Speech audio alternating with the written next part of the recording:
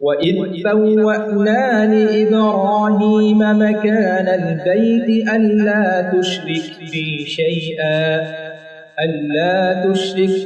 شيئا وطهر بيتي للطائفين والقائمين والركع السجود وأذن في الناس بالحج يأتوك رجالا وعلى كل ضامر يأتين من كل فج عميق. بسم الله الحمد لله والصلاة والسلام على رسول الله وعلى آله وأصحابه ومن والاه. আজকের সেশনে আপনাদেরকে আরও একবার স্বাগত জানাচ্ছি। খুবই গুরুত্বপূর্ণ সেশন, কিন্তু সময়টা খুব লিমিটেড। আমি যেটা দেখলাম যে আমাদের আরেকজন প্রিয় ভাই ডক্টর রফিকুল ইসলাম মাদানী, উনিও শেষ করতে পারেন নাই। আর আমাদের এই ভাইয়ের জন্য খুব তাড়াহুড়ো হয়ে গেছে না, কিন্তু আমি আশা করি যে বাকিটা আপনি পরবর্তীতে কভার করতে পারবেন। আমি মনে হয় অতিরিক্ত কথাগুলো বর্জন করে খুব দ্রুত স্লাইড অনুযায়ী যাই, তাহলে হয়তো শেষ করতে পারবো। কিন্তু এত বেশি স্লাইড যে শেষ করতে পারবো কিনা জানি না, যেহেতু একটা বাধ্যবাধকতা আছে 360 ডিগ্রি, তার মানে সবটাই শেষ করতে হবে। সবটাই কি একদিনে শেষ করা যায় আসলে?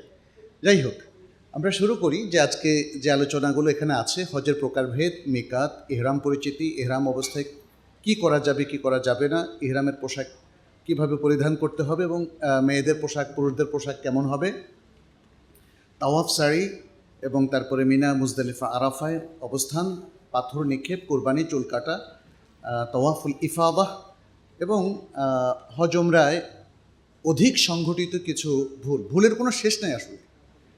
যেটা দেখলাম আমাদের শাইখদেরকেও দেখলাম বিভিন্ন রকম ভুল, এত মানে ভুলের উপর অনেক মোটা বই।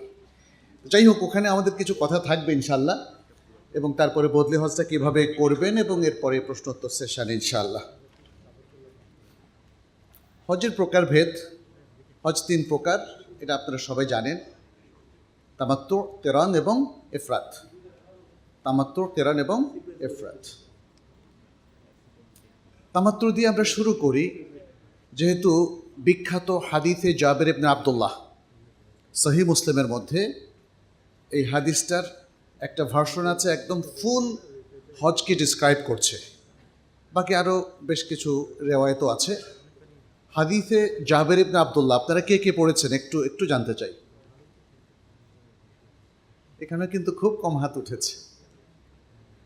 এটা বিখ্যাত একটা হাদিস, যে হাদিসে একজন সাহাবী নবী সাল্লাল্লাহু আলাইহি ওয়াসাল্লামের সাথে হজ করেছেন। মোটামুটি মেইন ডেসক্রিপশন সবটাই চলে এসেছে। আমরাও আপনাদেরকে রেকমেন্ড করব এই হাদিসটা পড়ে নেবেন। যারা হজে যাবেন অবশ্যই এই হাদিসটা পড়ে নেবেন। হজের সবচেয়ে গুরুত্বপূর্ণ রেফারেন্স হচ্ছে এই হাদিস, আর এটা তো আমাদের জন্য নিষিদ্ধ না, অতএব আমরা এটা পড়ে নেব। এর উপর আমার অনেক আলোচনা আছে। আমি শেফার্ডেও এটা নিয়ে আলোচনা করেছি এবং আরও অন্যান্য বিভিন্ন জায়গায় আলোচনা করেছি। hozlink.com, সেখানেও এই হাদিসের উপর আলোচনা আছে, আপনারা সেটাও শুনতে পারেন চাইলে। তো জি, হাদিস জাবের ইবনে আব্দুল্লাহ, এটা হলো 2840 নম্বর হাদিস সহিহ মুসলিমে। আল হাদিস অ্যাপসটা আছে না, সেখানে 2840 নম্বর হাদিস, আপনি অ্যাপস থেকেও পড়ে নিতে পারেন। তামাত্তু হজ কাকে বলা হয়? ওই হাদিসের আলোকে তামাত্তুটা হচ্ছে, আচ্ছা, ওই হাদিসের আলোকে তামাত্তুর হজ হচ্ছে সবচেয়ে উত্তম হজ, তারপর কেরান, তারপর ইফরাদ। যদিও এটা নিয়ে আমাদের ওলামায়ে কেরাম বিভিন্ন পার্সপেক্টিভ থেকে ইখতিলাফ করেছেন। কে বলেছেন তামাত্তুর উত্তম এবং সেটাই শুদ্ধ, কে বলেছেন কেরান উত্তম, আবার কে বলেছেন ইফরাদ উত্তম। আমরা তামাত্তুর দিয়ে শুরু করি। তামাত্তুর মানে হচ্ছে উপভোগ করা, টু এনজয়, উপভোগ করা। আর তামাত্তুর হজ তাহলে কাকে বলে? সেটি হচ্ছে হজের মাসসমূহের মধ্যে উমরার নিয়তে এহরাম করে উমরা করে হালাল হয়ে যাওয়া। এই উমরাটা কখন হতে হবে? হজের মাসসমূহের মধ্যে।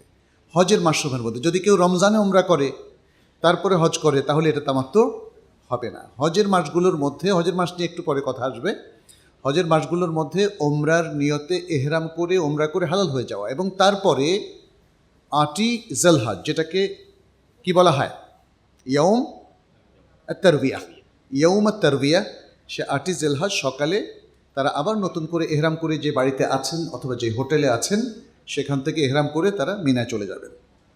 এরপরে হজের বাকি কাজটা করবেন। এটা হলো তামাত্তু। এটা নিয়ে আমরা আর দীর্ঘ আলোচনা করব না, যেহেতু 8ই জিলহজ থেকে পরবর্তী কার্যক্রম আমাদের এক নজরে হজের মধ্যে চলে আসবে। এরপর হলো কেরান হজ। কেরান মানে হচ্ছে মেলানো, জয়েন করা, একটার সাথে আরেকটা মিলিয়ে দেওয়া।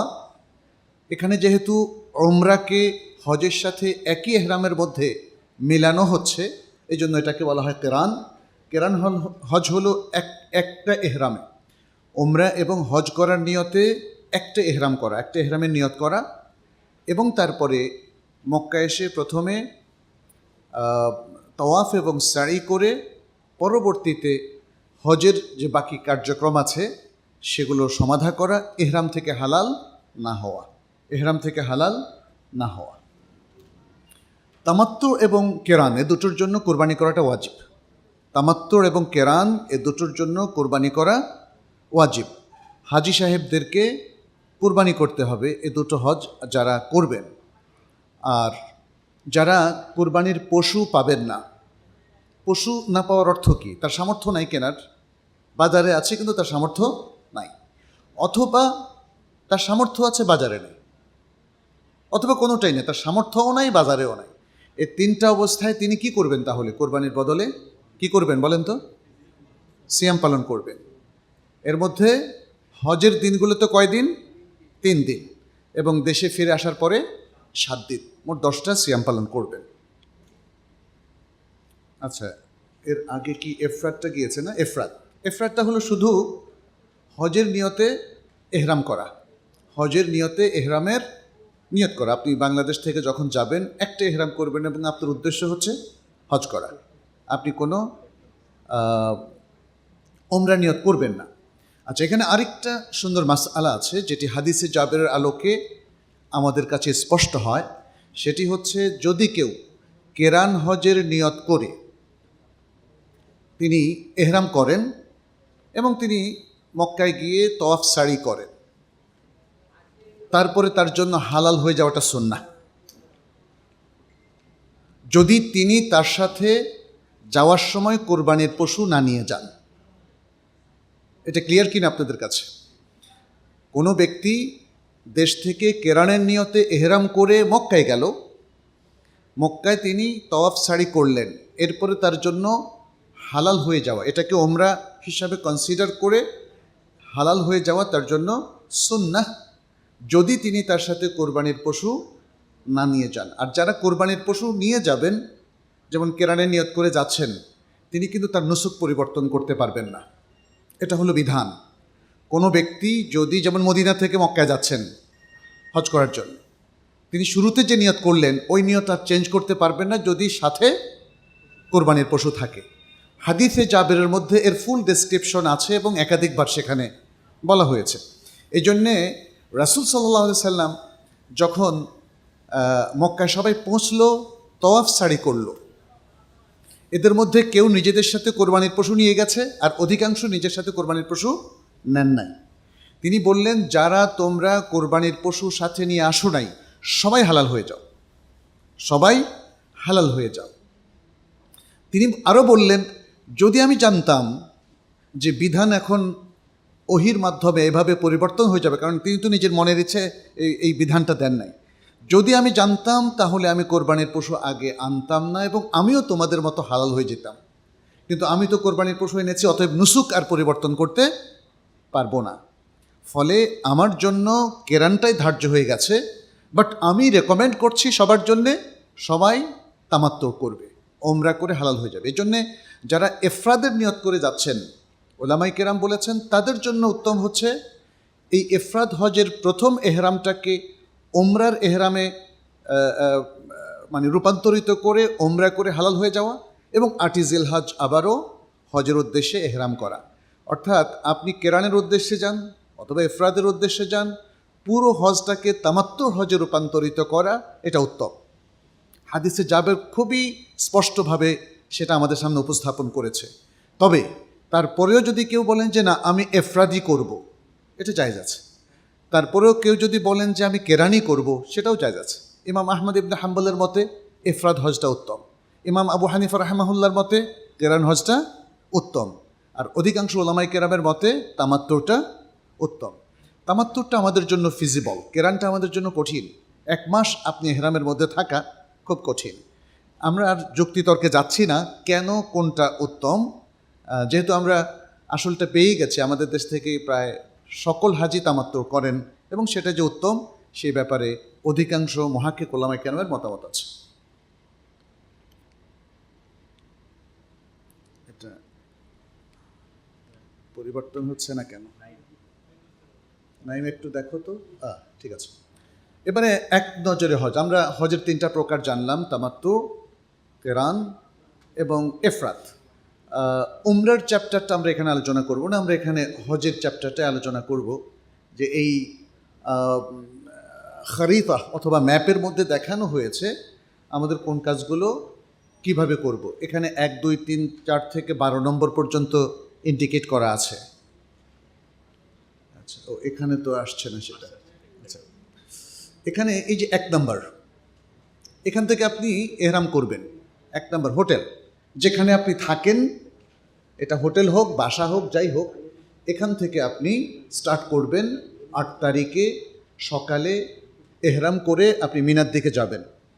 এখন টাইমিংয়ে একটু পরিবর্তন হতে পারে, এটা ম্যানেজমেন্টের পার্ট। কেন একটু পরিবর্তন হবে, বাস কেন একটু দেরিতে আসবে বা আগে আসবে, এটা তো আমাদের সাথে সেটা ইস্যু না, অতএব ওটা নিয়ে আমরা কথা বলবো না। আমাদের অনেক ভাইয়েরা যে কথাটা বলেন যে আপনি যদি ফজর আগে রওনা করেন বেদাত হয়ে যাবে, একটু রিয়ালাইজ করতে হবে বেদাত কখন হবে, যখন আপনি ভাববেন ফজরের আগে রওনা করাটাই হচ্ছে উত্তম, মুস্তাহাব অথবা সওয়াবের কাজ, বা নিজের থেকে একটা কিছু আরোপ করলেন। বাট আপনাকে প্রশাসন অথবা যারা ইন্তজাম করছে তারা বলল যে এখনই আপনাকে যেতে হবে, তা নাহলে পরে আমরা বাস প্রোভাইড করতে পারবো না। তাহলে এটা কি ইবাদত হলো? এটা কি ইবাদতের পার্ট হলো? এই জায়গাটাতে একটু বোঝার বিষয় আছে। ফ্যাট করে যে কোনো জিনিসকে একটু আগে, যখন রাসূল সাল্লাল্লাহু আলাইহি ওয়াসাল্লাম মুভ করেছেন তার একটু আগে অথবা একটু পরে মুভ করাটাকে বেদাত বলে দেওয়া, এটা আসলে মোটেই সঙ্গত নয়। কারণ এখানে ম্যানেজারিয়াল পার্ট আছে অনেক কিছু। আপনি যখন কোথাও ট্রাভেল করবেন, আপনার সফরটা ইবাদতের সফর, বাট আপনার প্রত্যেকটা মোমেন্ট, ইভেন্ট, এখানে অনেক কিছু জড়িত আছে, সেটা কিন্তু ওই এক্সক্লুসিভ ইবাদতের পার্ট হবে না। যাই হোক, এখানে আপনি হোটেল থেকে আসবেন কোথায়? মিনায়। এই যে মিনা 2 নম্বর দেওয়া আছে, অর্থাৎ আপনার মানে 1 নম্বর থেকে আপনার প্রথম কাজটা হচ্ছে মিনায়। মিনা থেকে আপনি কোথায় আসবেন? এই যে এই ফিল্ডে আরাফায় 9 তারিখে। আপনি 8 তারিখ 5 ওয়াক্ত সালাত সেখানে চেষ্টা করবেন পড়তে। 2-1 সালাত যদি কম হয় বেশি হয় তাতে কোনো সমস্যা নেই। রাসূল সাল্লাল্লাহু আলাইহি ওয়াসাল্লাম জোহর থেকে পরবর্তী দিনের ফজর পর্যন্ত এখানে পড়েছেন, অতএব আমরা সেটা করার চেষ্টা করব। তারপরে ফজরের পরে নবী সাল্লাল্লাহু আলাইহি ওয়াসাল্লাম সূর্য ওঠার পরে আরাফার দিকে তিনি যাত্রা করেছেন। হাদিসে জাবেরের মধ্যে ফুল ডেসক্রিপশনটা আছে। আরাফায় সূর্য অস্ত যাওয়া পর্যন্ত থাকার পরে আমাদের পরবর্তী গন্তব্য হচ্ছে কোথায়? 4 নম্বর মুজদালিফা। মুজদালিফা আমরা রাত্রি যাপন করব, মাগরিব এশা একসাথে পড়ে ঘুমিয়ে যাব, যেমনটি রাসূল সাল্লাল্লাহু আলাইহি ওয়াসাল্লাম ঘুমিয়ে গিয়েছিলেন। ফজরে তিনি উঠেছেন, মাঝখানে আর কোনো অতিরিক্ত ইবাদত করেননি। তারপরে তিনি ফজর সালাত পড়ে, আজান একামতের পরে ফজর সালাত পড়ে একটু অগ্রসর হলেন মাশআল হারাম। 5 নম্বর, এটা হলো আল মাশআউল হারাম। এখানে একটা মসজিদ আছে এখন, সেই মসজিদটার নাম মসজিদুল মাশআল হারাম। রাসূল সাল্লাল্লাহু আলাইহি ওয়াসাল্লামের সময় এটা মসজিদ ছিল না। এখানে এসে তিনি একটা লম্বা দোয়া করেছেন চারিদিক ফর্সা হয়ে যাওয়া পর্যন্ত। সূর্যাস্তের আগেই তিনি আবার মিনার দিকে চলে আসলেন, মিনায়। হ্যাঁ, মিনার মধ্যে তিনি আসলেন জামরায়। মিনার টেন্টে যান নাই, মিনার জামরা। এই জন্য এখানে আমরা এটাকে 6 নম্বর দিয়েছি। জামরা এসে কোথায় আপনি পাথর নিক্ষেপ করবেন? এই যেটায় জামরাতুল আকাবা, আল জামরা আল কুবরা। জামরা 3টা, ছোট জামরা, মধ্যম জামরা এবং বড় জামরা। এই জামরাতুল আকাবাতে 7টা কঙ্কর আপনি নিক্ষেপ করবেন 7 বারে, প্রতিবার আল্লাহু আকবার বলে। আর এই কঙ্করগুলো রাসূল সাল্লাল্লাহু আলাইহি ওয়াসাল্লাম মুজদালিফা থেকে নিয়েছিলেন, 7টা নিয়েছিলেন। কিন্তু এটা জরুরি নয় যে আপনি এখান থেকে নেবেন, আপনার কাছে আগে থেকেও থাকতে পারে অথবা যে কোনো জায়গা থেকে আপনি নিতে পারেন। আচ্ছা, মিনায় আপনি কঙ্কর নিক্ষেপের পরবর্তী কাজটা হচ্ছে যেটা রাসূল সাল্লাল্লাহু আলাইহি ওয়াসাল্লাম করেছিলেন, সেটা হলো কোরবানি করা। এই যে কোরবানি করা, এখানে মানহার বা যেটাকে মাসলাহা বলা হয়, মাসলাহ বা মাসালাহ, কোরবানির জায়গাগুলোতে আপনি গিয়ে কোরবানি করতে পারেন যদি আপনি নিজ হাতে কোরবানি করতে চান। আচ্ছা, এরপরে হলো হলক করা। 7 নম্বরের পরে 8 নম্বর কাজ হলো হলক করা, অর্থাৎ হালাল হয়ে যাবেন, আপনি হালাল হয়ে যাবেন। হালাল হওয়ার পরের কাজ হলো যেটা রাসূল সাল্লাল্লাহু আলাইহি ওয়াসাল্লাম করেছিলেন, কোথায়? মক্কায় চলে আসা। মক্কায় এসে প্রথম করবেন তাওয়াফ। এখানে 9 আর 12 আপনি দেখতে পাচ্ছেন, এ দুটোই হচ্ছে তাওয়াফ। একটা হলো তাওয়াফুল ইফাদাহ, আর 12 নম্বরটা হলো তাওয়াফুল বিদা, শেষ। আচ্ছা, তাওয়াফ আল ইফাদাহ বা তাওয়াফুল হজ, এইটা করার পরে আপনার কাজ হচ্ছে সাই করা, সাফা মারওয়ায় সাই করা। এটা হলো হজের তাওয়াফ এবং হজের সাই। হজের তাওয়াফ এবং হজের সাই আমাদের বাংলাদেশে অনেকে শিখিয়ে দেয়, বিশেষ করে যারা তামাত্তুর হাজি, বলে যে আপনি একটা নফল তাওয়াফ করে 8 তারিখে সাইটা করে ফেলেন, কারণ পরে খুব কষ্ট হবে। এখানে একটা জিনিস খেয়াল রাখতে হবে যে এই যে তারতিবাতগুলো, এটা তো এক্সক্লুসিভ ইবাদতের পার্ট, তাই না? এই জায়গায় আপনি নিজের ইচ্ছা মতো তো কাজ করতে পারবেন না। হজের এই কার্যক্রমগুলো 10 তারিখে, সেই কার্যক্রমগুলো আপনি আগে এগিয়ে নেওয়ার ব্যাপারে রাসূল সাল্লাল্লাহু আলাইহি সাল্লামের কোনো রেকমেন্ডেশন লাগবে অথবা তার আমল লাগবে, তার কোনো কমান্ড অথবা তার কোনো আমল লাগবে। যদি সেই দলিল না থাকে তাহলে আপনি যুক্তি দিয়ে যে একটু ঝামেলা কম হবে, এটা দিয়ে ইবাদতের ফরম্যাট চেঞ্জ করা যাবে না, এটা মনে রাখতে হবে। তাহলে সাইর পরে এরপরে 11 নম্বর কাজটা কি হচ্ছে? আবার মিনায় ফিরে আসা। আবার মিনায় ফিরে আসা। আপনি 10 তারিখে রাসূল সাল্লাল্লাহু আলাইহি ওয়াসাল্লাম আমরা দেখি তিনি জোহরের সালাত গিয়ে পড়েছেন মক্কায় এবং সেখানে তারপরে তাওয়াফ সাই করলেন এবং সন্ধ্যার আগেই তিনি আবার মিনায় এসে পৌঁছলেন। কারণ হচ্ছে 10 তারিখ দিবাগত রাত্র এবং 11 তারিখ দিবাগত রাত্র মিনায় অবস্থান বিশুদ্ধ মত অনুযায়ী ওয়াজিব। অর্থাৎ 10 তারিখ দিবাগত রাত্র হচ্ছে 11ই জিলহজের রাত্র এবং 11 তারিখ দিবাগত রাত্রটা হলো 12ই জিলহজের রাত্র। এই 2 রাত্র মিনিমাম মিনায় থাকা এটা ওয়াজিব। কেউ তরক করলে তাকে দম দিতে হবে। নবী সাল্লাল্লাহু আলাইহি সাল্লাম এখানে আমরা জানি যে 13ই জিলহজ পর্যন্ত ছিলেন এবং 13ই জিলহজ পাথর মেরে তিনি পরবর্তীতে মক্কা চলে গেছেন। তাহলে এরপরের কাজ হচ্ছে, যদি আপনি মিনার কাজ 12 তারিখে শেষ করেন, আপনার আর একটা কাজ থাকবে, সেটা কি? বিদায় তওয়াফ। বিদায় তওয়াফ করে আপনি এখান থেকে বিদায় হতে পারেন। আচ্ছা, এখানে কাজগুলো দেওয়া আছে যেই তারতিবে আমরা বলেছি। 1 নম্বর, হোটেল থেকে ইহরামের নিয়াত করা, মিনায় গমন, আরাফায় গমন, মুজদালিফায় গমন, আল মাশআরুল হারামে গমন, তারপরে মিনা তথা জামরা, বড় জামরায় পাথর নিক্ষেপ করা, এরপরে কুরবানি করা, হলক করা, কাবায় ফিরে আসা বা মক্কায় ফিরে এসে কাবায় তওয়াফ করা, সাই করা এবং তারপর আবার মিনায় ফিরে যাওয়া। সেখানে কার্যক্রমের মধ্যে আছে প্রতিদিন 7টা করে 21টা কঙ্কর নিক্ষেপ করবেন। প্রথমে জামরা সোগরা, ছোট জামরা, তারপর মধ্যম জামরা, তারপরে বড় জামরা। 10 তারিখে শুধু বড় জামরা, আর বাকিগুলো ছোট, মধ্যম, বড়, এভাবে এই তারতিবে 7টা করে 21টা নিক্ষেপ করবেন। তাহলে 12 তারিখে আরও 21টা নিক্ষেপ করে আপনি মিনা থেকে চলে আসতে পারবেন, যদি আপনি 13 তারিখে থাকতে না চান। যদি 13 তারিখে পাথর নিক্ষেপ করতে চান তাহলে ওই দিন রাত্রেও আপনি থাকবেন। এরপরে বিদায় তওয়াফ এবং মক্কা ত্যাগ। এটা হলো এক নজরে হজ। আচ্ছা, এরপরে ইহরামের নিয়ে আমরা একটু কথা বলি। এহরাম কাকে বলে? এহরাম মানে হচ্ছে হারাম করা। মুহরিম মানে যিনি এহরাম অবস্থায় থাকেন, তিনি সব কিছুকে হারাম করে দেন এমন নয়। যিনি এহরাম অবস্থায় থাকেন তিনি হলেন মুহরিম। আর এহরাম মানে হলো হারাম করা। যেহেতু এই অবস্থায় নিয়ত করার মাধ্যমে, এহরামের নিয়ত করার মাধ্যমে প্রবেশের কারণে আপনার উপর কত জিনিস হারাম হয়ে যায়। এই হারামটা আমরা নিজেরা করছি না, কে করছেন? আল্লাহ। এবং এই নির্দেশনা দিয়েছেন রাসূলুল্লাহ সাল্লাল্লাহু আলাইহি সাল্লাম। আল্লাহর নির্দেশ মানে রাসূলুল্লাহ সাল্লাল্লাহু আলাইহি সাল্লামের নির্দেশ। আবার রাসূল সাল্লাল্লাহু আলাইহি সাল্লামের নির্দেশ মানেই হচ্ছে আল্লাহর নির্দেশ। ফলে যা কিছু আগে হালাল ছিল তার কিছু অংশ এখন হারাম, সবটা না, কিছু অংশ এখন হারাম। এই বিশেষ অবস্থাকে বলা হয় এহরাম। কারণ আপনি একটি পবিত্র আমল করতে যাচ্ছেন, ইবাদত করতে যাচ্ছেন, ওমরা অথবা হজ, তার শারঈ বিধান হচ্ছে এহরামের নিয়ত করা। আচ্ছা, এহরামের নিয়ত করার সময় আপনি যদি ওমরার নিয়ত করতে চান তাহলে লাব্বাইকা উমরাতান অথবা আল্লাহুম্মা লাব্বাইকা উমরাতান এটা বলাটা সুন্নাহ। কেউ যদি ভুলে যান তাহলে কি তার এহরাম হবে না? এহরাম হবে, কিন্তু এটা বলাটা সুন্নাহ। এখন কি নিয়তটা আমি মুখে বললাম? তাহলে উত্তর হচ্ছে যে না, নিয়তটা তো হচ্ছে আমি এহরামে নিয়ত করলাম, তাই না? আর নিয়তটা আসলে এই যে সাজিয়ে গুছিয়ে মনে মনে বলাটাও জরুরি না, আর মুখে বলাটা তো ওলামায়ে কেরাম এটাকে বেদাত বলেছেন। কারণ রাসূল সাল্লাল্লাহু আলাইহি ওয়াসাল্লাম কোনো নিয়ত কখনো মুখে উচ্চারণ করেন নাই। নাওয়াইতু আন আহুজ্জা, নাওয়াইতু আন আসুমা গাদান, নাওয়াইতু আন উসাল্লিয়া লিল্লাহি তাআলা আরবা'a রাকাআতি যহর, এভাবে রাসূল সাল্লাল্লাহু আলাইহি ওয়াসাল্লাম কখনো নিয়ত করেন নাই। নিয়তটা খুব সিম্পলি আমরা বুঝতেই পারি, এটা হচ্ছে ইন্টেনশন বাই হার্ট, আপনার অন্তরে নিয়ত করা, ইচ্ছা করা, সংকল্প করা, এটাই হচ্ছে নিয়ত। ফলে আমাকে মুখে উচ্চারণ করে নিয়তটাকে সবার সামনে এক্সপোজ করা এটা জরুরি না। আপনি যখন এখানে এসেছেন বাসায় কি বলে এসেছেন, আমি এখন বাসে চড়ে বা ট্রেনে চড়ে কিংবা গাড়িতে চড়ে এখন বারিধারা ডিওএইচএস কনভেনশন সেন্টারে যাব, এটা হাস্যকর। আর ইবাদতের ক্ষেত্রে যেটা আমাদের জীবনে হাস্যকর, সেটা ইবাদতের ক্ষেত্রে কেন ইমপ্লিমেন্ট করব?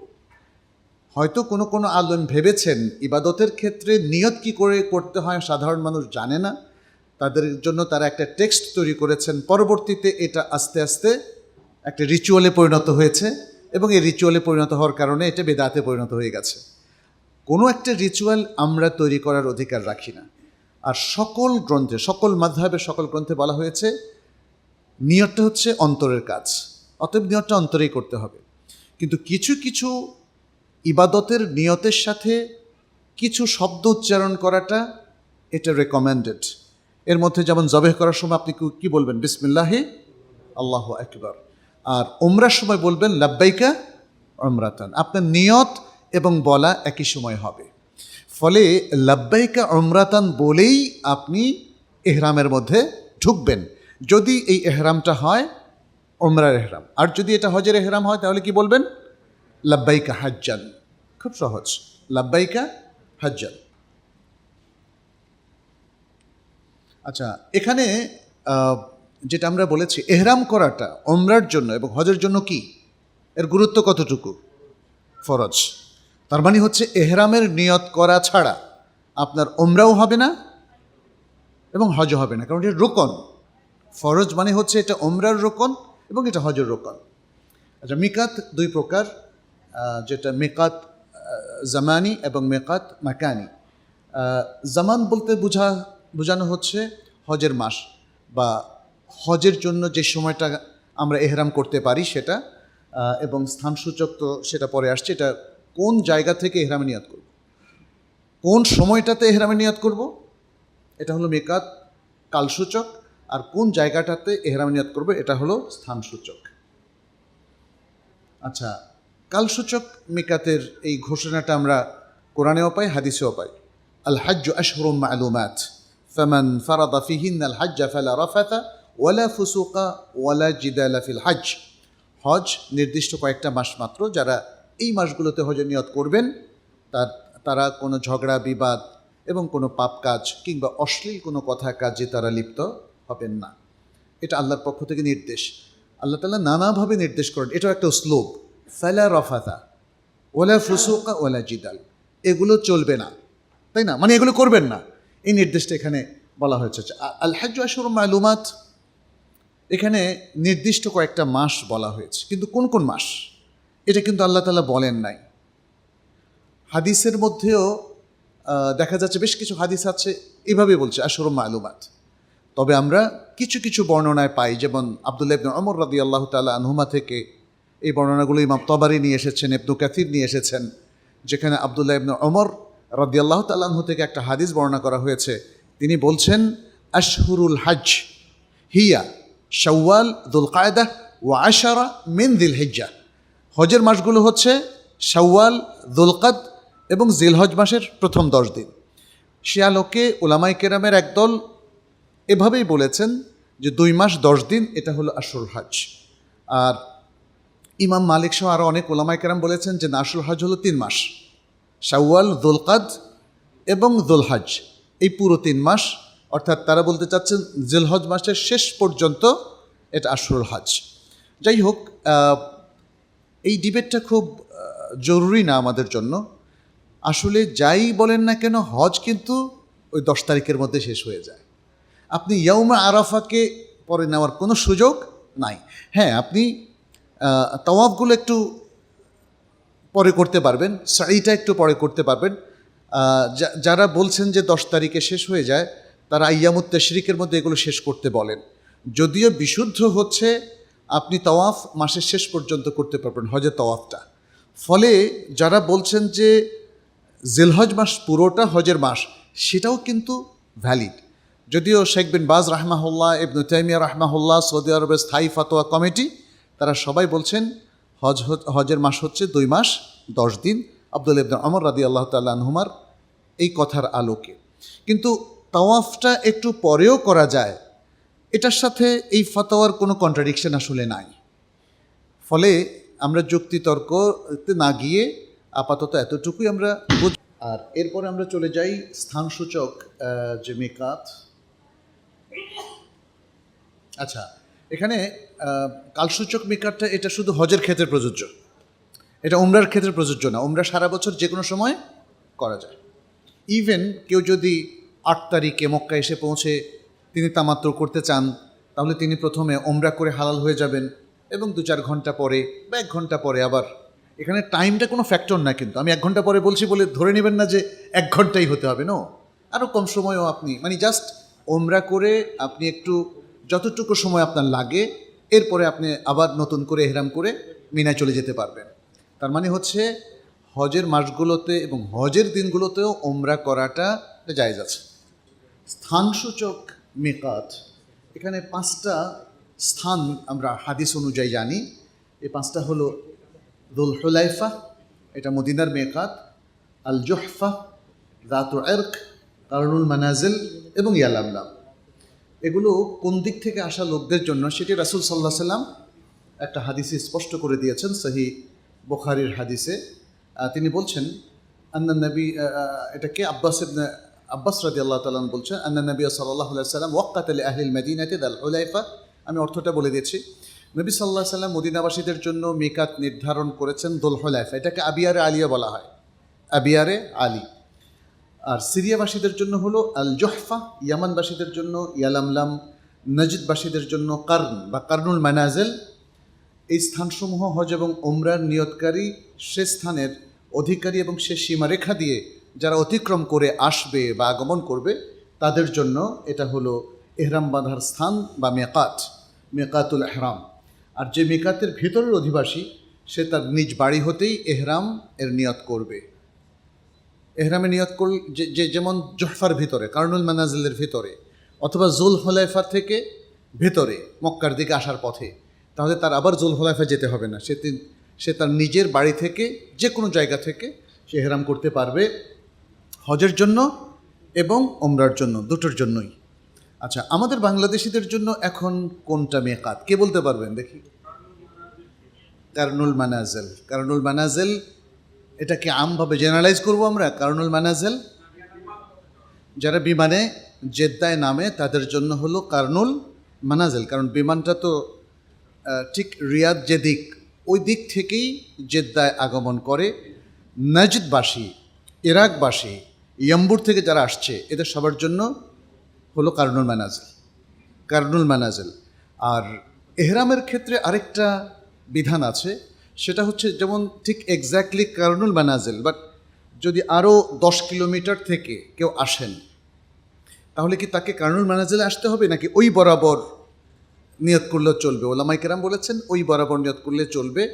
কারনুল মানাজিলের যে মুহাদাত, ওই বরাবর যে জায়গাগুলো, সেগুলো কারনুল মানাজিল এর কাছাকাছি এরিয়াটা সেই মিকাতের হুকুমের মধ্যে অন্তর্ভুক্ত হবে। ফলে আমরা যারা যেমন ধরেন প্লেনে নিয়ত করছি, তারা কি এক্স্যাক্টলি কারনুল মানাজিলের উপরে অবস্থান করা অবস্থায় নিয়ত করছি? বুঝতে হবে যে এখানে এই জায়গাগুলো শরিয়া কনসিডার করে। দলিল হলো সাদ্দেদু ওয়াকারিব। নবী সাল্লাল্লাহু আলাইহি ওয়াসাল্লাম বলেছেন, যেটা আমরা বলছিলাম যে সাদ্দেদু ওয়াকারিব, রাসূল সাল্লাল্লাহু আলাইহি ওয়াসাল্লাম বলছেন একদম অ্যাকিউরেসি মেনটেন করো, otherwise try to be close to the accuracy. একদম সঠিক যদি করতে না পারো তাহলে সঠিকটার কাছাকাছি, যেটা আমাদের সাধ্যের মধ্যে আছে। তাহলে আমাদের জন্য যারা যারা প্লেনে আসবে তাদের জন্য কারনুল মানাজিল, এবং যারা জাহাজে আসবে জেদ্দা বন্দরে নামবে তাদের জন্য ইয়ামানের ইয়ালামলাম। তো জাহাজ থেকে তো এখন কেউ যায় না, শুনেছি চালু হবে, হলে তাদের জন্য হবে ইয়ালামলাম। আর কারনুল মানাজিল হবে যারা সরাসরি জেদ্দায় নামবে, প্লেনেই তাদেরকে নিয়ত করতে হবে। আর যারা মদিনায় প্রথম আসবেন তাদের জন্য কোনটা? কারনুল মানাজিল, জুল হুলাইফা। কারণ আমাদের অনেক হাজি উমরা করার আগে প্রথমে মদিনায় যায়, তাহলে তারা জুল হুলাইফা থেকেই নিয়ত করবেন। অনেকেই হজের আগে প্রথমে মদিনায় যায়, হজ ফ্লাইট যদি মদিনায় তাদেরকে নামিয়ে দেয় তাহলে তাদের জন্য মেকাত হবে জুল হুলাইফা। আরেকটা বলছেন ওয়াক্কাত আলি আহলিল ইরাকে যাতু ইরক। যাতু ইরক এটা সহ আগে ছিল 4টা, এটা সহ 5টা। আচ্ছা, আমার মনে হয় এই আলোচনাটা হয়ে গেছে। জুল হুলাইফা মদিনাবাসী, মদিনার পথ দিয়ে যারা অতিক্রম করবে। আল জুহফা সিরিয়া, মরক্কো, মিশরবাসী এবং এই পথ দিয়ে যারা আগমন করবে তাদের মেকাত। ইয়ালামলাম ইয়ামানবাসী এবং সেদিক থেকে আগমনকারীদের জন্য মেকাত। সরাসরি পানিপথে বাংলাদেশ থেকে আগমনকারীর জন্য এটাই হলো মেকাত। কারনুল মানাজিল এটি নজদবাসী এবং সেখান দিয়ে আগমনকারীদের জন্য, এবং বাংলাদেশ থেকে যারা বিমানে জেদ্দা অবতরণ করবেন তাদের জন্য জাতু ইরক ইরাকবাসী এবং সেদিক থেকে আগমনকারীদের জন্য এটা মেকাত। আচ্ছা, এখন এহরামের পার্টটা চলে এসেছে। এহরামের কাপড়গুলো একটু নিয়ে আসেন কেউ। আর আপনাদের মধ্যে এহরামের কাপড় এখনই পরে দেখাতে চান বা দেখাবেন কে? দেখি, একটু আগে একটু সামান্য ব্যাখ্যা করে নেই। পুরুষদের জন্য দুটো কাপড়, একটা হলো ইজার আর একটা হলো রিদা। ইজার আর রিদা। ইজারটা হচ্ছে যেটা নিচে পরা হয় লুঙ্গি, আর রিদাটা হচ্ছে যেটা চাদর শরীরের উপরিভাগে পরা হয়। মহিলাদের জন্য তাদের শালীন যে কোনো কাপড়, সেটা তাদের পর্দাপুশিদার সাথে সঙ্গতিপূর্ণ সেই ধরনের কাপড়। সাধারণত কালো কাপড় মেয়েদের পর্দাপুশিদার জন্য সবচেয়ে বেশি উপযোগী, ফলে তারা আপাতমস্তক ঢেকে চলতে পারে এমন যে কোনো পোশাক তারা পরিধান করতে পারবে, এবং তাদের সেই বাইরের লেবাসের বাইরে তারা ভেতরের যে পোশাকগুলো তাদের প্রয়োজন সেটা পরতে কোনো অসুবিধা নেই। তো এখানে মানে পোশাকের ক্ষেত্রে বেশ কিছু রেস্ট্রিকশান অথবা নিয়মাবলী আসলে পুরুষদের পোশাকের ক্ষেত্রে। এই জন্য আজকে আমরা এহরামটা একটু আপনাদের সামনে একটু দেখাতে চাই কীভাবে পড়তে হয়, এবং তারপরে আমরা অন্যান্য বিধানগুলো বর্ণনার দিকে যাব। এখানে দেখতে পাচ্ছেন এই যে প্রথম যেটা, এটা হলো এহরামের কাপড়ের সাধারণ নিয়ম। আর দ্বিতীয় যেটা দেখতে পাচ্ছেন সামনে এবং পিছন দুটোই দেখানো হলো, ডান কাঁধটাকে বের করে দেওয়া, এটাকে বলা হয় ইত্তেবা। এটাকে বলা হয় ইত্তেবা। এই ইত্তেবাটা করা হবে একটা তাওয়াফে। যে ব্যক্তি মক্কায় প্রথম ঢুকবে এবং প্রথম ঢোকার পরে প্রথম যে তাওয়াফটা করবে এটাকে তাওয়াফে কুদুম বলা হয়। তাওয়াফে কুদুমের মধ্যে পুরুষরা ইত্তেবা করবে, 7টা চক্করেই সে তার ডান কাঁধটা এভাবে প্রকাশমান রাখবে। এটা হলো ইত্তেবা। এটা হলো ইত্তেবা। আর এর বাইরে সে তার উভয় কাঁধ ঢেকে রাখবে। কিন্তু অধিকাংশ মানুষ আমরা যেটা দেখলাম, এমনকি আরবদের মধ্যেও এই জিনিসটা তারা খেয়াল করে না। তারা মনে করে যে এই ইত্তেবাটাই হচ্ছে এহরামের পদ্ধতি, ফলে সব জায়গায় শাড়ি করতে, বাইরে হারামের বাইরে যতক্ষণ সে এহরামে থাকে, এমনকি হজের মধ্যেও দেখবেন যে বহু লোক ইত্তেবার করে আছে। তো ইত্তেবার যেহেতু এটা ইবাদা, অতএব এই ইবাদাটা যেই জায়গায় করার কথা, যেই জায়গার জন্য রেকমেন্ডেড, সেটা কিন্তু আমাদেরকে ফলো করতে হবে, এবং এর বাইরে এটা রেকমেন্ডেড না। ফলে এর বাইরে আপনি হয়তো বলবেন যে আমি জানি না, না আপনার জানা না থাকলে আল্লাহ মাফ করে দিবেন। বাট যদি ইচ্ছে করে আপনি সব জায়গায় এটা চালু রাখেন তাহলে এটা কিন্তু বেদাতের মূলনীতির মধ্যে পড়ে যায়। আমরা যে কোনো বিষয়ের ক্ষেত্রে যখন বেদাত বলি, আপনারা একটু বোঝার চেষ্টা করবেন, এটা আক্রমণাত্মক কোনো ভাষা না যে আরেকজনের একটা কাজকে আমরা বেদাত বলে দিচ্ছি, ব্যাপারটা তা না। বেদাতের কিছু মূলনীতি আছে। আমার ছোট্ট একটা বইও আছে, বেদাত চেনার মূলনীতি, এটা আপনি ইন্টারনেটেও পেয়ে যাবেন। বেদাত কিভাবে হয় সেখানে সেই জিনিসগুলো তুলে ধরা হয়েছে। যে কোনো একটা কাজ ইবাদতের মধ্যে নিজের পক্ষ থেকে যদি আপনি অ্যাড করেন অথবা এর ফরম্যাটের মধ্যে কোনো চেঞ্জ নিয়ে আসেন, তাহলে এটা বেদাত হয়ে যায়। আপনি চেঞ্জ আনতে পারেন সময়ের মধ্যে, চেঞ্জ আনতে পারেন তার মানে বাহ্যিক অবয়বের মধ্যে বা তার তারতিবের মধ্যে, যেটা আগে ছিল সেটা পরে নিয়ে গেলেন, যেটা পরে ছিল সেটাকে আগে নিয়ে আসলেন। এই ধরনের চেঞ্জিংগুলো ইবাদতের ক্ষেত্রে আনঅথরাইজড, অবৈধ। কারণ আল্লাহ এবং তার রাসূল ছাড়া এই ফরম্যাট আর কেউ চেঞ্জ করতে পারেন না। ইত্তেবা, এই তওয়াফে কুদুম ছাড়া আর কোথাও আমি আপনি রেকমেন্ড করার অধিকার রাখি না, আমাদের মুফতি সাহেবও রাখে না। এইভাবে বেদাতটা চলে আসে। অতএব আমাদেরকে একটু খেয়াল রাখতে হবে। আমরা এখন একটু দেখি, করে ফেলেন, হ্যাঁ লাগবে না এটা।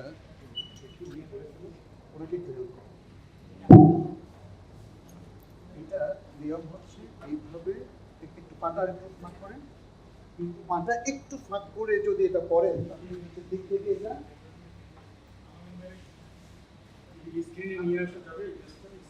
স্ক্রিনে আনা যাবে না। এই দেখো, আচ্ছা এই জায়গাটা দাদা ওনাকে একটু স্ক্রিনে প্রজেক্ট করেন।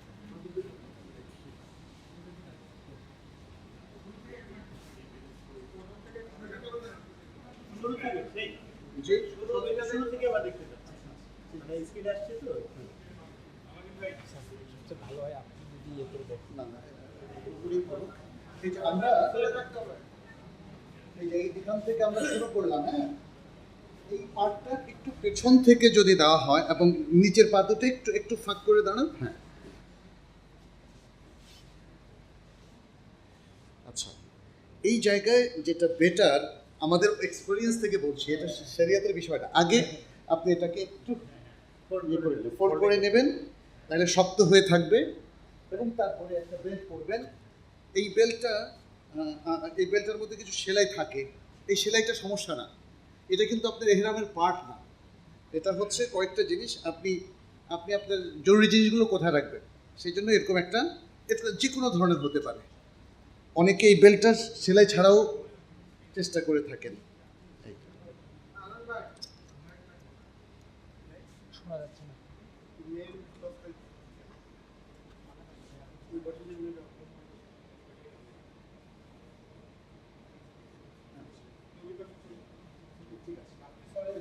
এটাকে আরেকটু উঁচু করলে নিচ থেকে আপনার উঠে যাবে, নিচ থেকে এটা আপনার টাকনুর উপর উঠে যাবে। অবশ্যই টাকনুর উপরে আপনার এখানটা ইজারটা টাকনুর উপরে থাকতে হবে। আর অনেক সময় নিরাপত্তার জন্য আপনি ইচ্ছে করলে এই ব্যাগটাকেও ঢেকে ফেলতে পারেন, এটা অবশ্যই মুশফিক ভাই পার্ট। আচ্ছা, তারপরে এটা হলো উপরের পার্ট, রিদা নিচেরটা বড়, জি এটা শক্ত না। অনেক সময় কিছু কিছু কোম্পানি যারা প্যাকেট করে দুটো টুকরা বিক্রি করে, তারা নিচেরটাকে বড় রাখে, উপরেরটাকে একটু ছোট রাখে। আবার অধিকাংশ কোম্পানি দেখে দুটোই সমান রাখে, এতে কোনো সমস্যা নেই। জি এটা চাদর মতো করে ফেলেন, এরপর আমি দেখাচ্ছি।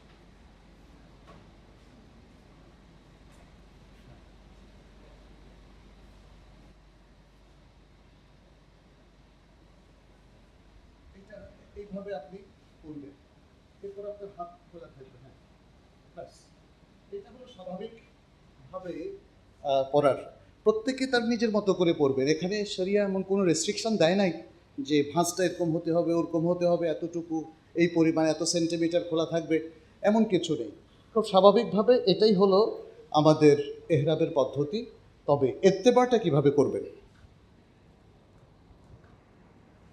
ইত্তেবাটা হচ্ছে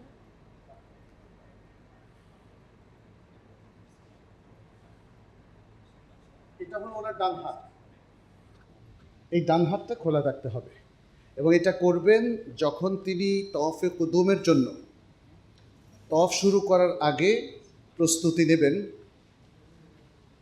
প্রথম চক্করের আগে তিনি ইত্তেবার করে নেবেন, হারামের ভিতর ঢুকে অথবা কাবাকে সামনে রেখে তওয়াফ শুরু করার আগে তিনি ইত্তেবারটা করে নেবেন। তওয়াফে কুদুমের মধ্যে পুরুষদের স্পেশাল দুটো আমল আছে, একটা হলো ইত্তেবার আর একটা হলো রমল। একটা হলো ইত্তেবার, এবং যখন তিনি সপ্তম চক্করটা তওয়াফের শেষ করবেন তখন আবার তিনি তার এই কাঁধটা ঢেকে ফেলবেন, ব্যাস। এরপরে এভাবে চলবে যে আপনি, জি জি, 7 চক্কর শেষে সালাতে তওয়াফের 2 রাকাত সালাতের আগে। আচ্ছা, আমরা এগুলো সুন্নাহ, সুন্নাহ অর্থাৎ কেউ যদি ইত্তেবার মিস করেন তাহলে কি দম আসবে? না। কেউ যদি রমল মিস করেন তাহলে কি দম আসবে? অনেকে ভুলে যান, বিশেষ করে যারা প্রথম, অনেকে ভুলে যান, তাদের ওই যে নানা কারণে, ব্যস্ততার কারণে তাদের মনে আসে না। কেউ যদি তাকে স্মরণ করিয়ে দেন তখন হয়তো স্মরণে আসে। ইত্তেবার, রমল এগুলো হচ্ছে এমন সুন্নাহ যেগুলো যদি কোনো কারণে আপনি ভুলে যান অথবা পরিত্যাগ করেন তার কোনো রিকাভারি নেই এবং তার জন্য কোনো দমও দিতে হবে না, আপনি এবার খুলে ফেলতে পারেন। জি, আমরা এরপর একটু দ্রুত যাই। জি জি, হ্যাঁ, এই যে দেখালাম তো। না না, হাত বের করতে পারবেন তো, হাত বের করতে পারবেন, তাতে কোনো সমস্যা নেই। আচ্ছা, পুরুষদের জন্য এহরামের পোশাক হচ্ছে সেলাইবিন, এটা তো আমরা বললাম। মহিলাদের জন্য সেলাই করা পোশাক পরিধান করা জায়েজ, তবে এমন শালীন পোশাক পরিধান করবেন যেন তাদের পুরো শরীর ঢেকে থাকে। তাদের সামনে যদি কোনো নন মাহারাম পুরুষ না থাকে তাহলে তাদের মুখমণ্ডল খোলা রাখতে হবে। নন মাহারাম পুরুষ আসলে তাদের জন্য রেকমেন্ডেড হচ্ছে মুখ ঢাকা, এবং এহরাম অবস্থায় মুখ ঢাকার নিয়ম হচ্ছে তাদের যে ওড়না আছে ওড়নার কাপড়টা ঝুলিয়ে দিতে পারবেন অথবা অন্য যে কোনো কাপড় ঝুলিয়ে দিতে পারবেন, তবে নেকাবটাকে তাদের অ্যাভয়েড করতে হবে। হাত মোজা এবং নেকাব রাসূল সাল্লাল্লাহু আলাইহি ওয়াসাল্লাম স্পেশালি উল্লেখ করেছেন মেয়েরা যেন এহরাম অবস্থায় না পড়ে। নাবালকের এহরাম, নাবালকের এহরাম যদি সে মেয়ে হয় তাহলে তো মেয়েদের মতোই সে থাকলো, পড়লো। আর যদি ছেলে হয় তাহলে ছেলেদের মতো 2 টুকরা কাপড় আপনি অভিভাবক হিসেবে তাকে পরিয়ে দেবেন এবং তার পক্ষ থেকে আপনি নিয়ত করবেন। নাবালক নিজে নিয়ত করবে না, কারণ সে তো নিয়ত বুঝে না। তাকে এতটুকু জানাতে পারেন যে তুমি ওমরা করছো, তুমি এহরাম অবস্থায় আছো। এবার আমার এক আত্মীয়, এবার আমরা রমজানে ছিলাম হারামে, তো আমার এক আত্মীয়, ওনার ছেলের বয়স হচ্ছে 5 বছর, 4 বছর থেকে 5 বছর। তো উনি, আমার ছেলেও এসেছিল, ওকে রেখে ওনারা হাজব্যান্ড ওয়াইফ দুজন ওমরা করতে গেলেন। আচ্ছা, আসলেন একদিন পরে ও জিজ্ঞেস করছে, দেখেন 5 বছর বয়সের ছেলে জিজ্ঞেস করছে, বাবা আমাকে তো ওমরা করাইলা না। এরপরে বলল যে মানে উনি কীভাবে বুঝ দিয়েছে জানি না, ছেলে বলল যে আমাকে ওমরা করাতে হবে। তখন উনি আবার কি করলেন, এখন ছেলেকে বুঝ দেওয়ার জন্য আবার, এখন তো দ্বিতীয়বার তো ওমরার আসলে ওনার সুযোগ নাই, উচিত ছিল উনি শুরুতেই বাচ্চাকে নিয়ে ওমরা করা। দরকার হলে একদিন বিশ্রাম করতেন, কোনো সমস্যা ছিল না, কিন্তু সেটা না করে উনি নিজেদের ওমরার জন্য ব্যস্ত হয়ে গেছেন, ওমরা করে ফেলছেন, এখন বাচ্চাকে ওমরা করাবেন। বাচ্চার থেকে তো নিয়ত করেন নাই, উনি কিন্তু বাচ্চার পক্ষ থেকে নিয়ত করেন নাই। ফলে বাচ্চাকে এখন কি করতে হলো, বাচ্চাকে এখন একটা ওমরার কাপড় কিনে সাজিয়ে নিজে একটা ওমরার কাপড় পরে ওই হোটেল থেকে গিয়ে একটা ওমরার অভিনয় করতে হলো। তো এইটা কিন্তু ঠিক হয় নাই, এইটা মোটেই ঠিক হয় না। এই ধরনের কাজ করাটা আসলে উচিত হবে না। ছোট বাচ্চাকে আপনি এভাবে বুঝ কেন দিবেন, কেন সিরিয়াসলি তার পক্ষ থেকে কিভাবে ওমরা করতে এটা জেনে নেবেন না? হ্যাঁ, প্রশ্নগুলো আমরা একটু পরে আসতেছি, দাঁড়ান আমি একটু শেষ করে দিই স্লাইডগুলো। এহরাম অবস্থা নিষিদ্ধ কাজগুলো 3 রকম, পুরুষ মহিলা উভয়ের জন্য নিষিদ্ধ, কেবল পুরুষের জন্য নিষিদ্ধ, কেবল মহিলাদের জন্য নিষিদ্ধ। পুরুষ মহিলা উভয়ের জন্য নিষিদ্ধ হলো মাথার চুল ছোট করা এবং মুন্ডানো, এটা পুরুষ মহিলা উভয়ের জন্য। হাত পায়ের যে কোনো নখ উপড়ে ফেলা, চামড়া কাটা বা কেটে ছোট করা ইত্যাদি উভয়ের জন্য নিষিদ্ধের মধ্যে। তৃতীয় হলো শরীর, কাপড় কিংবা দুটোর সাথে সম্পৃক্ত কোনো কিছুতে যে কোনো ধরনের সুগন্ধি ইউজ করা। এবং চতুর্থ হচ্ছে বিবাহ সংক্রান্ত আলোচনা করা, বিবাহের প্রস্তাব দেওয়া, বিবাহের ঘটকালি করা কিংবা নিজে উদ্যোগী হয়ে বিবাহ করা, এগুলো সবই নিষিদ্ধ। আর স্বামী স্ত্রীর মেলামেশা, এটা নিষিদ্ধ। স্বামী স্ত্রীর সাথে রাফাত, রাফাত শব্দটা যে ফালা রাফাথা, তার মানে হচ্ছে যে কোনো যৌন সম্পর্কিত যে কোনো রিলেশন, ডিরেক্টলি হোক অথবা ইনডিরেক্টলি হোক, এটা রাফাতের মধ্যে গণ্য, অতএব এটাও করা যাবে না। আর এর অবস্থা পুরুষদের জন্য নিষিদ্ধ দুটো, মাথা আবৃত করা। মেয়েদের জন্য তো মাথা আবৃত করতেই হবে, পুরুষদের জন্য মাথা আবৃত করা নিষিদ্ধ। এবং তারপরে দ্বিতীয় কি আরেকটা আছে নাকি?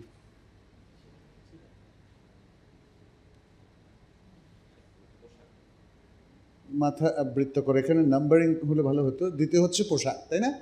পুরো শরীর ঢেকে রাখে এমন কোনো পোশাক পরা যাবে না, ইভেন যদি তাতে সেলাইও না থাকে।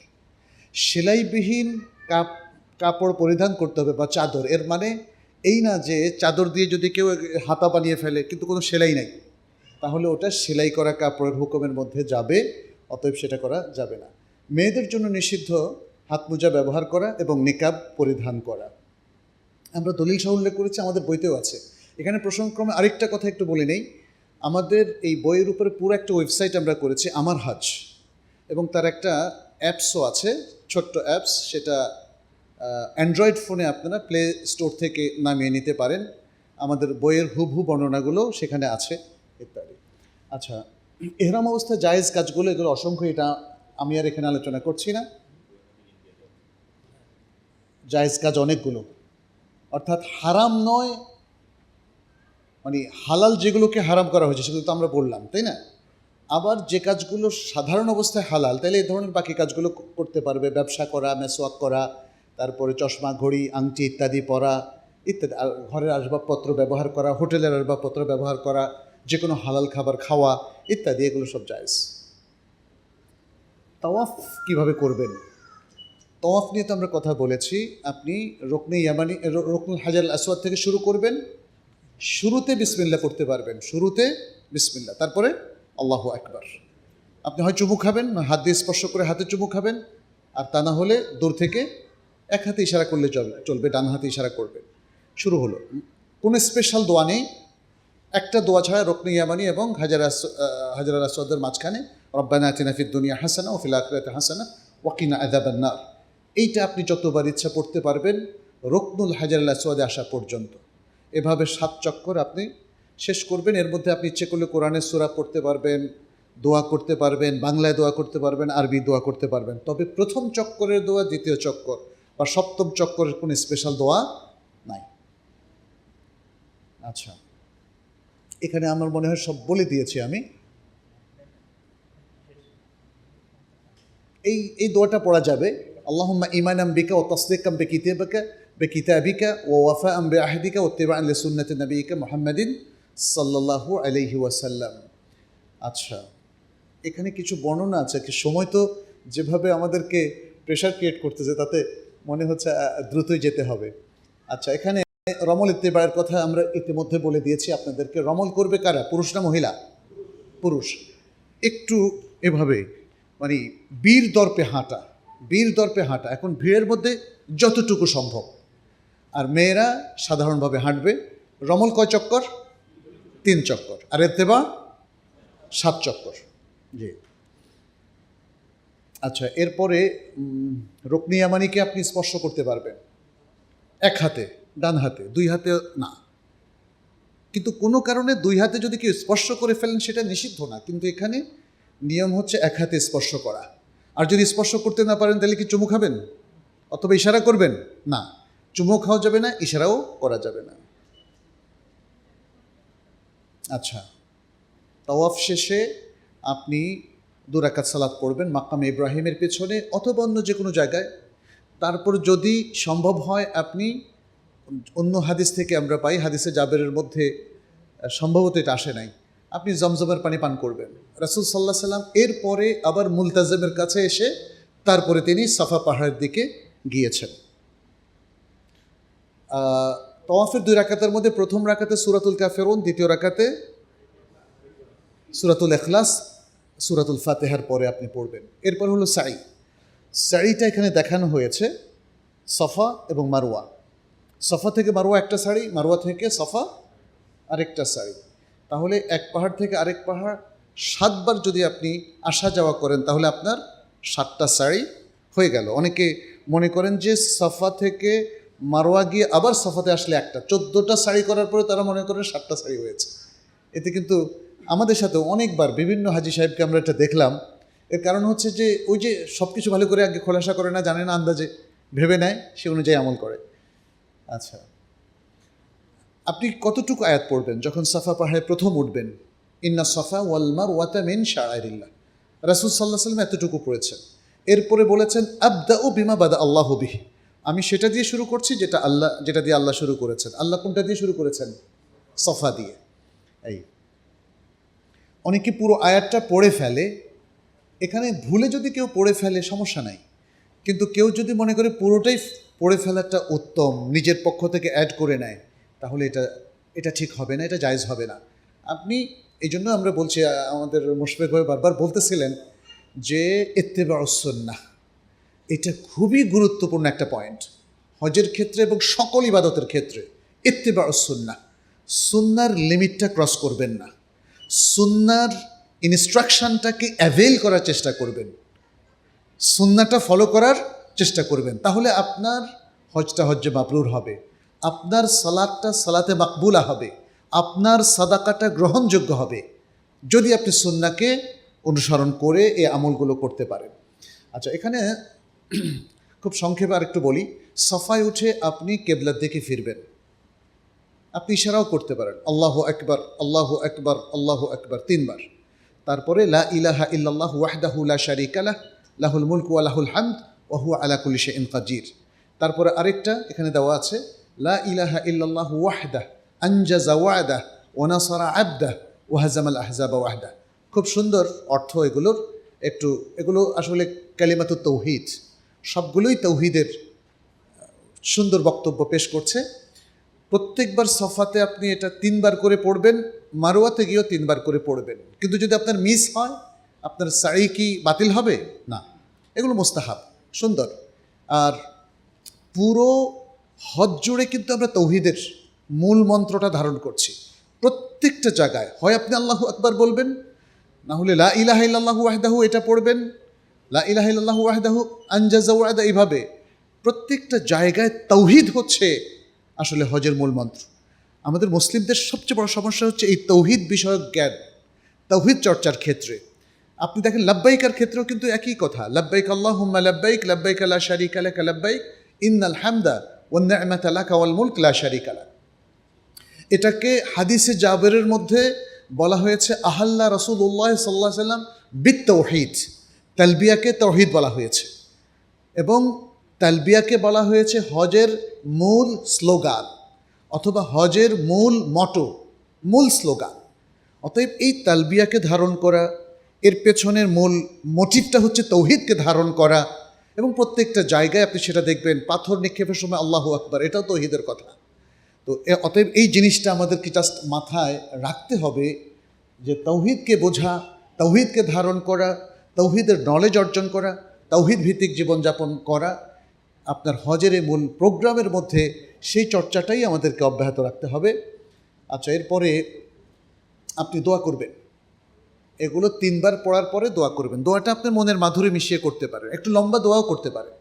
প্রত্যেকটা দোয়া 1 মিনিট 1.5 মিনিট 3 মিনিটও করতে কোনো অসুবিধা নাই। তাহলে প্রত্যেকটা চক্করে আপনি এগুলো 3 বার করে পড়বেন, উত্তম, এবং 3 বার পড়ার পরে এই আজকারগুলো আপনি দোয়া করবেন। এরপরে আপনি সাই করবেন, সাইয়ের মাঝখানে সবুজ একটা এরিয়া আছে, আল মিলাইন আল আখদারাইন, সেখানে বলা হয় পুরুষরা সেখানে একটু দ্রুত বেগে দৌড়াবেন, মহিলারা স্বাভাবিকভাবে হেঁটে যাবেন। মাঝখানে আর কি স্পেশাল কোনো দোয়া আছে? সাইয়ের স্পেশাল দোয়া কিছু কিছু দোয়া আছে, এগুলো খুব বিতর্কিত, যেমন রব্বিগফির ওয়ারহাম, এই দোয়াগুলো নিয়েও দেখেছি আমাদের শায়েখরা কিছু কিছু বিতর্ক করছেন। কেউ বলছেন যে এটা পড়া যেতে পারে, কেউ বলেছেন যে না, এটাও বিদআত। তো এখন আমরা যেটা বলছি, যেগুলো বিতর্কিত সেগুলোকে আর রেকমেন্ড করছি না, বরং বলছি যেগুলো আম, জেনারেল, যে কোনো দোয়া, যে কোনো কোরআন তেলাওয়াত অথবা যে কোনো বিষয় আল্লাহর কাছে যদি আপনার চাওয়া থাকে, এই মোক্ষম এবং কবুলের সময়টাতে আপনি করতে পারেন। এভাবে 7 চক্কর সাই শেষ হয়ে গেল। যারা ওমরা করছেন এরপরে তারা হালাল হতে পারেন, তবে তাড়াহুড়ো করবেন না। মারোয়ায় গিয়ে একটু চুল কেটে হালাল হবেন না, এটা হালাল হওয়ার সিস্টেম না। হালাল হতে হবে পুরো মাথা থেকে আপনাকে চুল ছোট করা, অথবা পুরো মাথা মুন্ডন করা। মাথা মুন্ডনটা পুরুষদের জন্যে, এটা মহিলাদের জন্য জায়েজ নাই। মহিলারা চুল ছোট করবে, তাদের চুলের মুষ্টি ধরে সামনে থেকে 1 ইঞ্চি, আধা ইঞ্চি, 1.5 ইঞ্চি, এরকম যতটুকু তারা কাটতে পারে।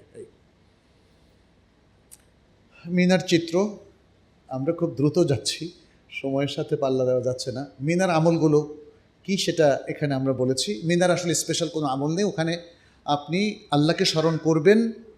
যেহেতু হাদিসের মধ্যে এসছে মিনায় অবস্থান, মুজদালেফায় অবস্থান, এবং জামারাতে পাথর মারা লে একামাতে যিকরিল্লাহ, আল্লাহর স্মরণটাকে স্টাবলিশ করা। অর্থাৎ আপনি এখন আল্লাহর সাথে স্পেশাল কানেকশানে আছেন, ফলে আল্লাহর সাথেও কানেক্টেড থাকবেন, আল্লাহকে স্মরণ রাখবেন প্রত্যেকটা মোমেন্টে। এটা একটা ট্রেনিং হয়ে যাবে যে কিভাবে তাহলে আমাদের জীবনের প্রত্যেকটা ক্ষেত্রে প্রত্যেকটা ইভেন্টে আমরা আল্লাহকে স্মরণ রাখতে পারি। এখানে আপনি আর কোনো বেদাতি আমল করবেন না। জোহর পড়বেন, আসর পড়বেন, মাগরিব, এশা এবং পরবর্তী ফজর, মাঝখানে অধিক হারে নফল নামাজ পড়ারও কোনো প্রয়োজন নেই। যেটা আপনি করবেন সেটা হচ্ছে হয়তো কোরআন তেলাওয়াত করবেন বেশি করে, শাইখদের যে সমস্ত আলোচনাগুলো হয়, আপনাদের সাথে যে ওলামায়ে কেরাম তারা থাকেন, তারা যে আলোচনাগুলো করেন আপনারা সেগুলো শুনবেন। হজের হুকুম আহকাম, যেমন মিনায় আসার পরে আপনি এই মিনা থেকে আরম্ভ করে পরের দিন আরাফা, মুজদালিফায় কী কাজ করবেন, পরের কাজগুলো। আরাফায় যাওয়ার পরে সেখানেও দেখবেন যে বেশ কিছু আলোচনা হচ্ছে, আজকে আরাফার দিনে কী করণীয়, কীভাবে সবচেয়ে সুন্দর একটা দিন ইফেক্টিভলি আমরা কাটাতে পারি, সে আলোচনা পরবর্তী আলোচনা। মুজদালিফায় আসার পরে আর কোনো আলোচনা নেই, কারণ এটা রাত্র। পরবর্তীতে মিনা আসার পরে মিনার দিনগুলোতেও টেন্টে বসে অনেক আলোচনা হতে পারে। এগুলো দিক্র, আল্লাহর দিক্রের মধ্যে গণ্য হবে। তবে মনে রাখবেন আল্লাহ তাকে দিকির করার কথা বারবার বলেছেন।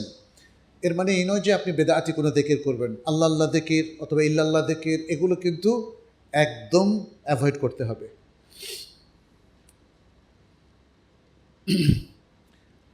আরাফাতেও আমরা যেভাবে সময়টা কাটাতে পারি, কোরআন তেলাওয়াত এবং তারপরে খুতবাটা যদি শোনা যায়, খুতবার তর্জমাটা এখন ইন্টারনেটেই প্রচার করা হয়। এখন সৌদি সরকারই সে ব্যবস্থা করেছে। খুতবাগুলো আগে থেকেই আমার মনে হয় তার পয়েন্টগুলো আউট করা এবং সেগুলো ইংরেজি, বাংলা সহ বিভিন্ন ভাষায় সাথে সাথে ব্রডকাস্ট হচ্ছে। ফলে টেন্টে কেউ একজন অনুবাদ করবেন সেটা আমাদের লাগবে না। আমাদের আগে থেকেই আমরা ফ্রিকোয়েন্সি জেনে নিয়ে যদি আমরা শুনি রেডিওতে, তাহলে আমাদের জন্য খুতবাটা শোনা হয়ে গেল। এরপরে সালাত পড়ে বাকি সূর্যাস্ত যাওয়া পর্যন্ত কন্টিনিউয়াসলি দোয়া করা, এটা আরাফাত দিনের কাজ। আরাফাত দিনের সবচেয়ে উত্তম দোয়া হচ্ছে ওই যে কালিমাতুত তাওহীদ, লা ইলাহা ইল্লাল্লাহু ওয়াহদাহু লা শারীকা লাহু লাহুল মুলকু ওয়া লাহুল হামদ ওয়া হুয়া আলা কুল্লি শাইইন কাদির। মিনা, মুজদালিফা, আরাফার একটা ছোট্ট চিত্র এখানে দেখানো হলো। মিনা থেকে সোজা আমরা চলে আসবো আরাফা, পরে আরাফা থেকে মিনা, মুজদালিফার মাঝখানে, মিনা আরাফার মাঝখানে হলো মুজদালিফা। কখন কোনটা করতে হবে আমরা এক নজর হজের মধ্যে সেটা দেখিয়েছি। মুজদালিফার আমলগুলো আমার মনে হয় বলা হয়ে গেছে, আমি আর রিপিট করছি না। 10 জিলহজের আমলগুলো, 10 জিলহজের আমল কয়টা কে বলতে পারেন? 5টা। কি কি বলেন তো? জমরায় পাথর নিক্ষেপ করা, কোরবানি করা, হালাল হওয়া, তওয়াফ, সাই। এই তারতিবে রাসূল সাল্লাল্লাহু আলাইহি সাল্লাম করেছেন। এই তারতিব উত্তম, এতে কোনো সন্দেহ নেই, কিন্তু এই তারতিবটা ওয়াজিব না। কেউ যদি তারতিবে ভুল করেন, রাসূল সাল্লাল্লাহু আলাইহি সাল্লাম তাকে অনুমতি দিয়েছেন যে তারতিব ভঙ্গ হলেও কোনো অসুবিধা নাই। তিনি বলেছেন ইফআল ওয়ালা হারাজ। বিভিন্ন সহিহ রিওয়ায়াতে 4টা জায়গায়, মানে যে হাদিসগুলো এসছে, দেখা যায় রাসূল সাল্লাল্লাহু আলাইহি সাল্লামকে ওই দিন সাহাবায়ে কেরাম 4টা জায়গায় জিজ্ঞেস করেছেন, ইয়া রাসূলুল্লাহ, আমি আগে এটা করেছি, পরে এটা করেছি, আমার তারতিবটা একটু আপনার সাথে গড়বড় হয়ে গেছে, আপনার তারতিবটা ফলো করতে পারি নাই, আমার কি কোনো সমস্যা? তিনি বলেছেন ইফআল ওয়ালা হারাজ, না তোমার কোনো সমস্যা নাই, তুমি যা করেছো করে যাও। এভাবে তিনি রেকমেন্ড করে দিয়েছেন। ফলে যেটা বলা হচ্ছে যে কোরবানির আগে চুল ফেলা যাবে না, হালাল হওয়া যাবে না, সেটা আসলে শুদ্ধ নয়। যদিও ওলামায়ে কেরাম কেউ কেউ বলেছেন যে তারতিব রক্ষা করা ওয়াজিব, তারতিব রক্ষা না করলে দম হবে, এটা তাদের মত। আমরা যে কোনো মতের প্রতি শ্রদ্ধাশীল, কিন্তু বিশুদ্ধ মতটা নেওয়ার অধিকার আপনার আমার আছে। অতএব কেউ যদি কোরবানির আগে হালাল হন, এতে কোনো সমস্যা নেই। আচ্ছা, 10 জিলহজের আমলগুলো এবং তওয়াফুল ইফাদা, আমার মনে হয় এই কথাগুলো আমরা কাভার করেছি। ছোট জামরা, যদি আমরা ওই দিক থেকে আসি, তাহলে প্রথম দিন শুধুমাত্র বড় জামরায়, শুধুমাত্র এই বড় জামরায় 7টা কঙ্কর, আর 11 এবং 12 তারিখে ছোট জামরায় 7টা, মধ্যম জামরা 7টা, বড় জামরা 7টা। এক্ষেত্রে অন্যের পক্ষ থেকে পাথর মারার কোনো অপশান নাই, অ্যাকসেপ্ট যদি তিনি এমন মাদুর ব্যক্তি হন যিনি আসলে এই জামরা আসতে সক্ষম নন, যেমন গর্ভবতী মহিলা অথবা এমন বৃদ্ধ যাকে কোনোভাবে আনা যাচ্ছে না, অসুস্থ ব্যক্তি, তাদের পক্ষ থেকে এখানে তাওকিল, প্রতিনিধি পাথর নিক্ষেপ করা জায়েজ। এছাড়া কোনো সুস্থ মানুষের পক্ষে একজন আরেকজনের পাথর মারতে পারবে না। আচ্ছা, পাথর নিক্ষেপের জন্য আমরা যেটা বলেছি, হাউজের মধ্যে পড়তে হবে প্রতিবার আল্লাহু আকবার বলে। প্রতিবার আল্লাহু আকবার বলে যদি 7টা পাথর একসাথে মারেন, কয়টা পাথর মারা হলো? একটা মারা হলো। অত বি কেয়ারফুল। যদি কেউ আরেকজনের পক্ষ থেকে, কোনো মাদুর ব্যক্তির পক্ষ থেকে পাথর মারতে চান, তাহলে নিজেরগুলো আগে মেরে নেবেন, তারপরে সে ব্যক্তির পক্ষ থেকে। আচ্ছা, এগুলো আলোচনা করেছি আমরা।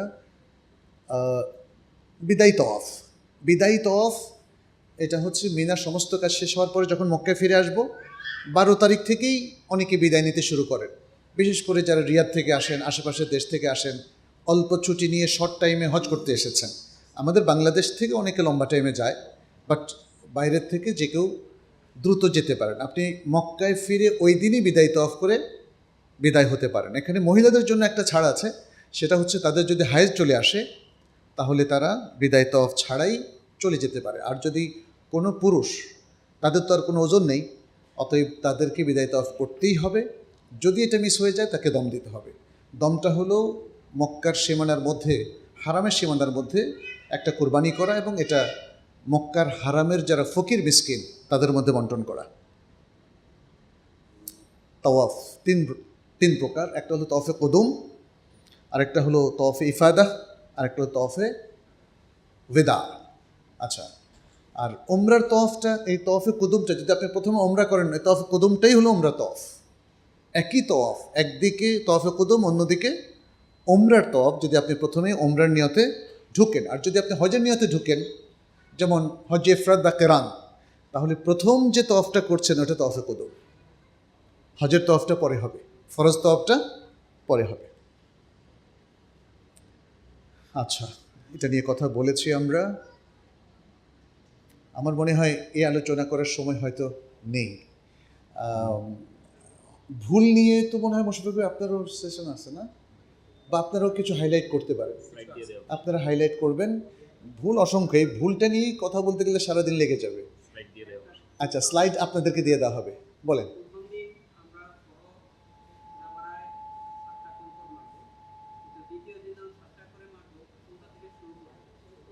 আচ্ছা, প্রশ্ন এসেছে যে আমরা কঙ্করগুলো কিভাবে মারবো এবং কোন তারতিবে করব। এটা আমি অবশ্য আলোচনায় বলেছি।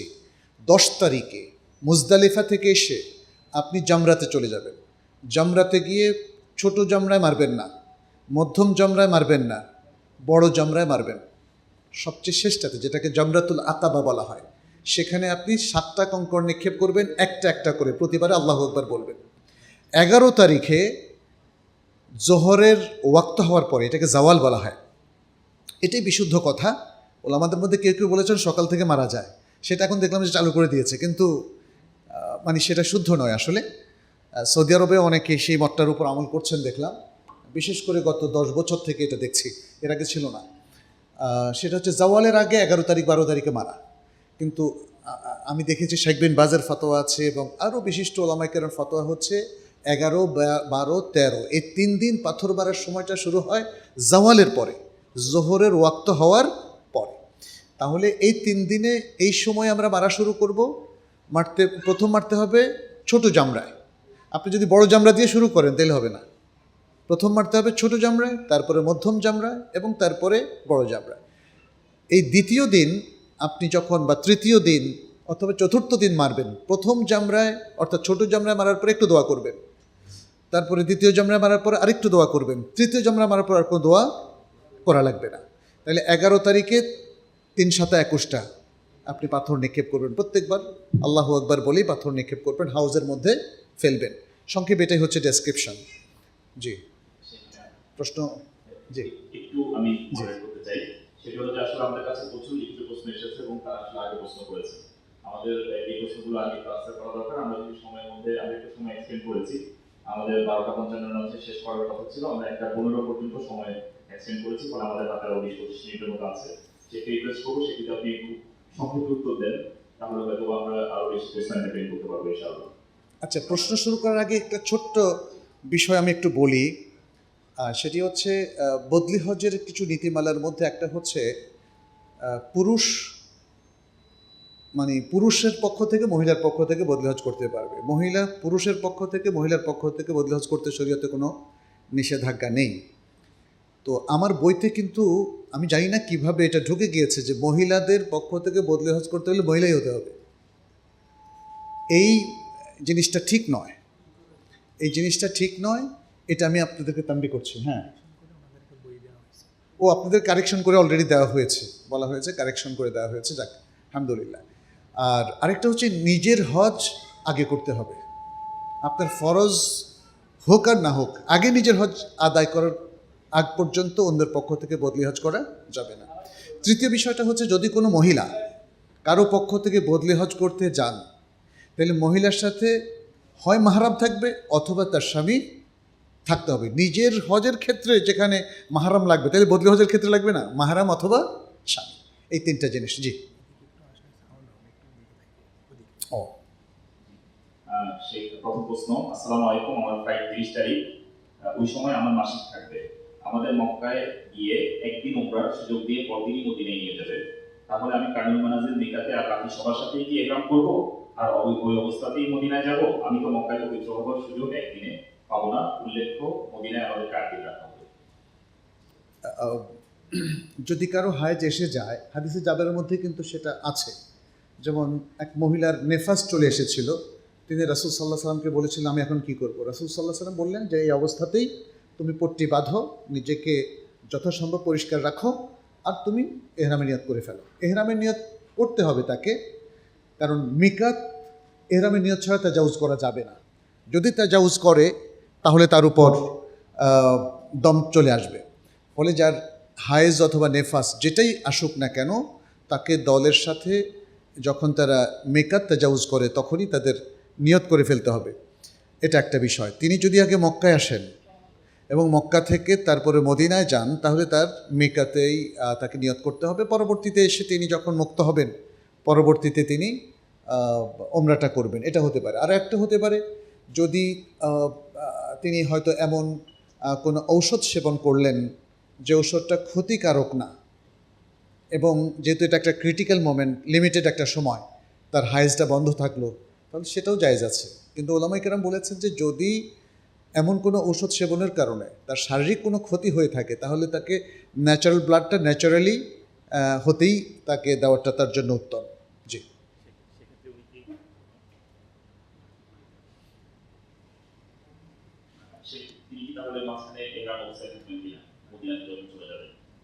মানে প্রথম তো মক্কায় আসছেন, হ্যাঁ এহরাম অবস্থায় থাকবেন, উনি হালাল হওয়ার আগ পর্যন্ত এহরাম অবস্থাতেই থাকবেন। এবং তখন দ্বিতীয়বার উনি যখন মদিনা থেকে মক্কা আসবেন, তার দ্বিতীয় এহরাম লাগবে না, কারণ তার তো প্রথম এহরামটাই তিনি কমপ্লিট করলেন না, ওই অবস্থা তার আছে। জি, ও সাথে সাথে বন্ধ করে দিতে হবে, এবং সেক্ষেত্রে এই তাওয়াফ ছাড়া তো উনি মুভ করতে পারবেন না, এটা তো বিদায় তাওয়াফ না। হজের তাওয়াফ সবাইকে করতে হবে। যে মহিলার হায়েজ চলে এসেছে তিনি তাওয়াফুল ইফাদা হয় শুরু করেছেন, কমপ্লিট করতে পারেন নাই, অথবা আদৌ করেন নাই, এই অবস্থায় তাকে হায়েজ থেকে মুক্ত হওয়া পর্যন্ত আবার অপেক্ষা করতে হবে, এবং এখানে কোনো বদলি তাওয়াফ করার সুযোগ নাই, তাকে তাওয়াফ করতে হবে, প্রয়োজনে তার টিকিট পাল্টিয়ে হলেও তাকে করতে হবে। ফলে এই জায়গাটা আমার মনে হয় আমাদের বোনরা একটু প্ল্যান করতে হবে যে কীভাবে তিনি করবেন। হায়েজটাকে কন্ট্রোল করার কোনো সুযোগ যদি থাকে সেটা করবেন, আর কন্ট্রোল যদি না করে এটাকে ন্যাচারালি রেখে দেন, তাহলে তার আসা যাওয়ার যে তারিখটা, ডেটটা টিকিটের, সেটা তাকে একটু এক্সটেন্ড করে নিতে হবে। জি,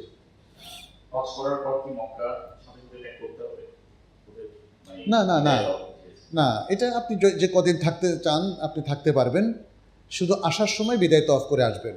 কারণ রাসূল সাল্লাল্লাহু আলাইহি ওয়াসাল্লাম বলেছেন হাজিদের প্রত্যেকের মক্কা ত্যাগের সময় শেষ কাজটা যেন বিদায় তওয়াফ হয়। দুটি প্রশ্ন এসেছে, সেটা উত্তর চলে এসেছে। তাওয়াফুল ইফাদা করার সময় এবং প্রথমবার যখন উমরা করা হবে, এই দুটি সময় কি সাই করতে হবে কিনা?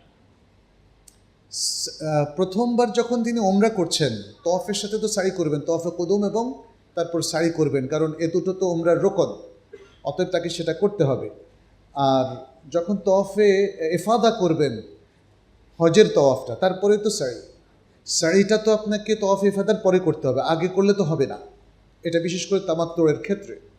ফলে শুধুমাত্র কেরান এবং ইফরাদের ক্ষেত্রে শাড়িটা আগে নেওয়া যায়, কিন্তু তামাত্তুরের ক্ষেত্রে শাড়িটা আগে নেওয়ার কোনো সুযোগ নাই, তাকে সেটা 10 তারিখেই করতে হবে। ফলে প্রত্যেক তওয়াফে যদি ওমরার তওয়াফের সাথে শাড়ি করতে হবে, হজের তওয়াফের সাথেও শাড়ি করতে হবে। তওয়াফে বিদায়ের সাথে কোনো শাড়ি নেই। ওমরা করার পর ইহরাম মুক্ত হওয়ার পর কি সহবাস করা যাবে বা করার আগে তামাত্তুর?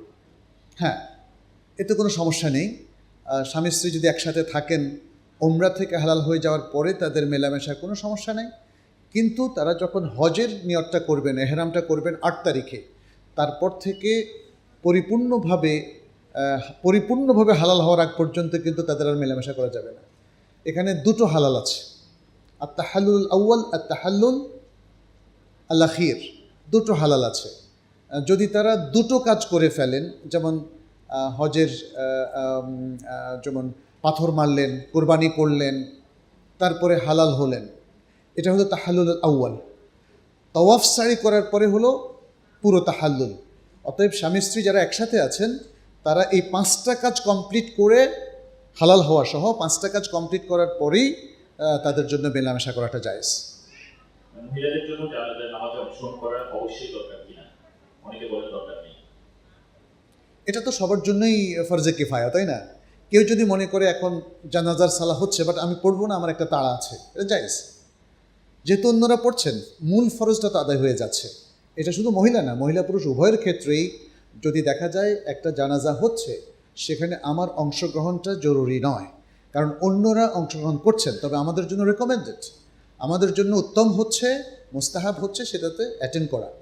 মহিলাদের জানাজার সালাতে অ্যাটেন্ড করতে শরিয়া কোনো বাধা নেই, তারা মসজিদেও কোনো সালাত আদায় করতে বাধা নেই। ফলে যদি জানাজার সালাত চলে আসে এবং মহিলারা তখন মসজিদে অবস্থান করেন, তাহলে তাদের জন্য উত্তম হচ্ছে এই সালাতটা আদায় করা। পায়ের গোড়ালি ও সামনের আঙ্গুল খোলা মোজা পরে তাওয়াফ করা যাবে কিনা, মহিলারা প্রশ্ন করেছেন। পায়ের গোড়ালি ও সামনের আঙ্গুল খোলা মোজা পরে, খোলা থেকে মোজা পরে মহিলাদের জন্য তাদের পায়ের পাতাগুলো কিন্তু সতরের মধ্যে গণ্য হয়। ফলে সালাতের মধ্যেও তারা সেটা ঢেকে রাখাটা তাদের জন্য ওয়াজিব, মুস্তাহাব না, এটা ওয়াজিব।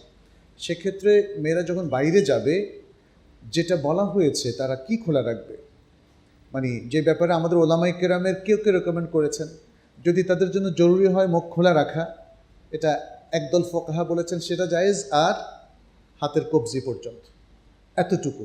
কিন্তু পায়ের পাতা খোলা রেখে মহিলারা হাঁটবে, বাইরে যাবে, এটা কিন্তু কোনো আলেম বলেননি, কোনো মাযহাবের কোনো আলেমও বলেননি। ফলে আমরা বলবো মেয়েরা মোজা পরে অথবা চামড়ার মোজা যেটাই হোক, তারা পা ঢেকেই তওয়াফ করবে। জি, আরেকটি বড় প্রশ্ন এসেছে, আমি সংক্ষেপ করছি। তিনি বলেছেন যে তিনি প্রথমবার মক্কায় যাচ্ছেন এবং সেক্ষেত্রে ওনার অবশ্যই ওমরা করা উচিত, এটি উনি বলেছেন। এখন বলছেন তিনি কিরান হজের কি আলাদা কোনো ফজিলত আছে কিনা, এখন তিনি যদি কিরান করতে চান তাহলে তিনি কিভাবে করবেন, ওমরাটা কিভাবে করবেন? আপনি শুরুতেই হজ এবং ওমরা দুটোর নিয়ত একসাথে করবেন, বলবেন লাব্বাইক আল্লাহুম্মা উমরাতান ওয়া হাজ্জান, উমরাতান ওয়া হাজ্জান, প্রথমে ওমরা তারপরে হজ, কিন্তু একই এহরামের মধ্যে হবে। এখন আপনি যদি 30 দিনের সফরে যান, এটা তো আপনার জন্য অনেক কঠিন হয়ে যাবে। তিনি বলেছেন তিনি 23শে জুন, 5ই জুন, ইয়েস, তাহলে করতে পারেন। মানে যেহেতু এটা জায়েজ আছে এবং আপনার করার ইচ্ছা, অনেকের করার ইচ্ছা, এই জন্য যে রাসূল সাল্লাল্লাহু আলাইহি সাল্লাম করেছেন, কিন্তু তিনি কেন হালাল হন নাই সেটা তো আমাদের সামনে স্পষ্ট। তারপরেও কেউ যদি মনে করেন যে না, রাসূল সাল্লাল্লাহু আলাইহি সাল্লাম কেরান করেছেন, আপনিও করবেন, এটা করতে কোনো অসুবিধা নেই।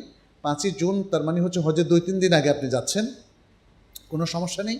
আপনার একটাই এহরাম হবে, আপনি এখান থেকে এহরামের প্রস্তুতি নিয়ে প্লেনে উঠে যে লাব্বাইকা লাব্বাইকা উমরাতান ওয়া হাজ্জান, এভাবে আপনি নিয়তটা করবেন, উমরাতান ওয়া হাজ্জান, অর্থাৎ আপনার একটা এহরামে ওমরা এবং হজের দুটো নিয়ত হয়ে যাচ্ছে। এবং আপনি প্রথমে তওয়াফে কুদুম করবেন, তারপর একটা সাই করবেন, তারপরে আপনি মিনায় চলে যাবেন এবং এর মধ্যে আর হালাল হবেন না।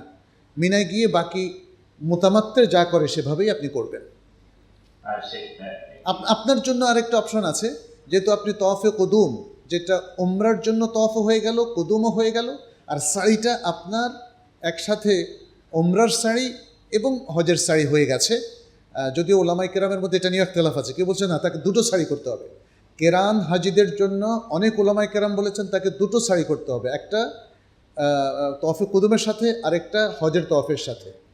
আর ওলামায়ে কেরামের মধ্যে অধিকাংশ ওলামায়ে কেরাম বলেছেন যে না, কেরান হাজি এবং মুফরাদ হাজি তাদের জন্য একটা সারি করলে যথেষ্ট হবে। তওয়াফে কুদুমের সাথে একটা সারি করার পরে হজের তওয়াফের পরে তার আর সারি করা লাগবে না। জি, আর সে একটা জেনারেল প্রশ্ন এসেছে, কখন কখন কসর করবো জানানো, মানে ওই 4 রাকাত ওলা নামাজে কসর করবেন ব্যাস। কখন কখন আপনি যদি পুরো সফরে মুসাফির থাকেন, সফরের নিয়তটা কন্টিনিউ করেন, এটা আপনার নিয়তের সাথে রিলেটেড। আপনি যদি পুরো সফর মক্কা মদিনা যেখানেই থাকেন না কেন, আপনি বললেন যে আমি সফর নিয়তটাই কন্টিনিউ করলেন, তাহলে ইমামের সাথে ছাড়া, ইমামের সাথে, ইমাম তো মুকিম, তাহলে ইমামের সাথে আপনি পুরো পড়বেন। এছাড়া আপনি একাকী যদি কোথাও কখনো পড়েন, অথবা আপনারা মুসাফিররা মিলে যদি জামাত করেন, তাহলে 4 রাকাত ওলা নামাজকে 2 রাকাত পড়বেন। আর যেটা সবাই কসর করে সেটা হলো মিনার দিনগুলোতে এবং আরাফায়, মুজদালিফায়। এখানে 4 রাকাত ওলা নামাজ 2 রাকাত করে হবে, বুঝতে পেরেছেন? যেমন মিনার রাসূল সাল্লাল্লাহু আলাইহি ওয়াসাল্লাম 5 ওয়াক্ত পড়েছেন, এর মধ্যে জোহর 2 রাকাত পড়েছেন, আসর 2 রাকাত পড়েছেন, এশা 2 রাকাত পড়েছেন। তাহলে মিনার দিনগুলোতে এবং আরাফার দিনগুলোতে কসর হবে। আর এর বাইরে আপনি যদি মনে করেন যে আপনি মুকিম হওয়ার নিয়ত করেছেন, লং টাইম থাকছেন, লং টাইমে মুকিম হওয়ার নিয়তটাও ওপেন আছে, এটা নিয়তের সাথে রিলেটেড। এখানে ওলামায়ে কেরামের অনেক ইখতিলাফ আছে, আমি সহজ করার জন্য বললাম। কেউ কেউ বলেছেন 4 দিন থাকলে সে অটোমেটিক মুকিম হয়ে যাবে, কেউ কেউ বলেছেন 19 দিন থাকলে সে অটোমেটিক মুকিম হয়ে যাবে। সে যদি বলে যে না আমি সফর কন্টিনিউ করলাম, হবে না। কেউ কেউ বলেছেন 15 দিন কেউ যদি এক জায়গায় থাকার নিয়ত করে তাহলে সে অটোমেটিক মুকিম হয়ে যাবে।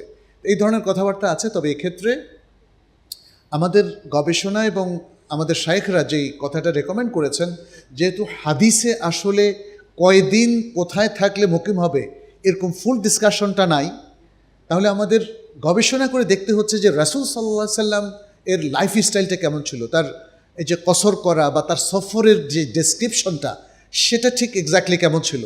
সে আলোকে দেখা যায় যে রাসূল সাল্লাল্লাহু আলাইহি সাল্লাম আসলে সফরের জন্য কতদিন এক জায়গায় থাকতে হবে এটা নির্ধারণ করেন নাই, এবং কত দূর গেলে সফর হবে সেটাও নির্ধারণ করেন নাই। অতএব কত দূর গেলে সফর হবে এটা যদি আমরা মনে করি যে না, তারা এত দূর গেলে এক জেলা শহর থেকে আরেক জেলা, এক জনপদ থেকে আরেক জনপদ, তাহলে এটা সফর হবে।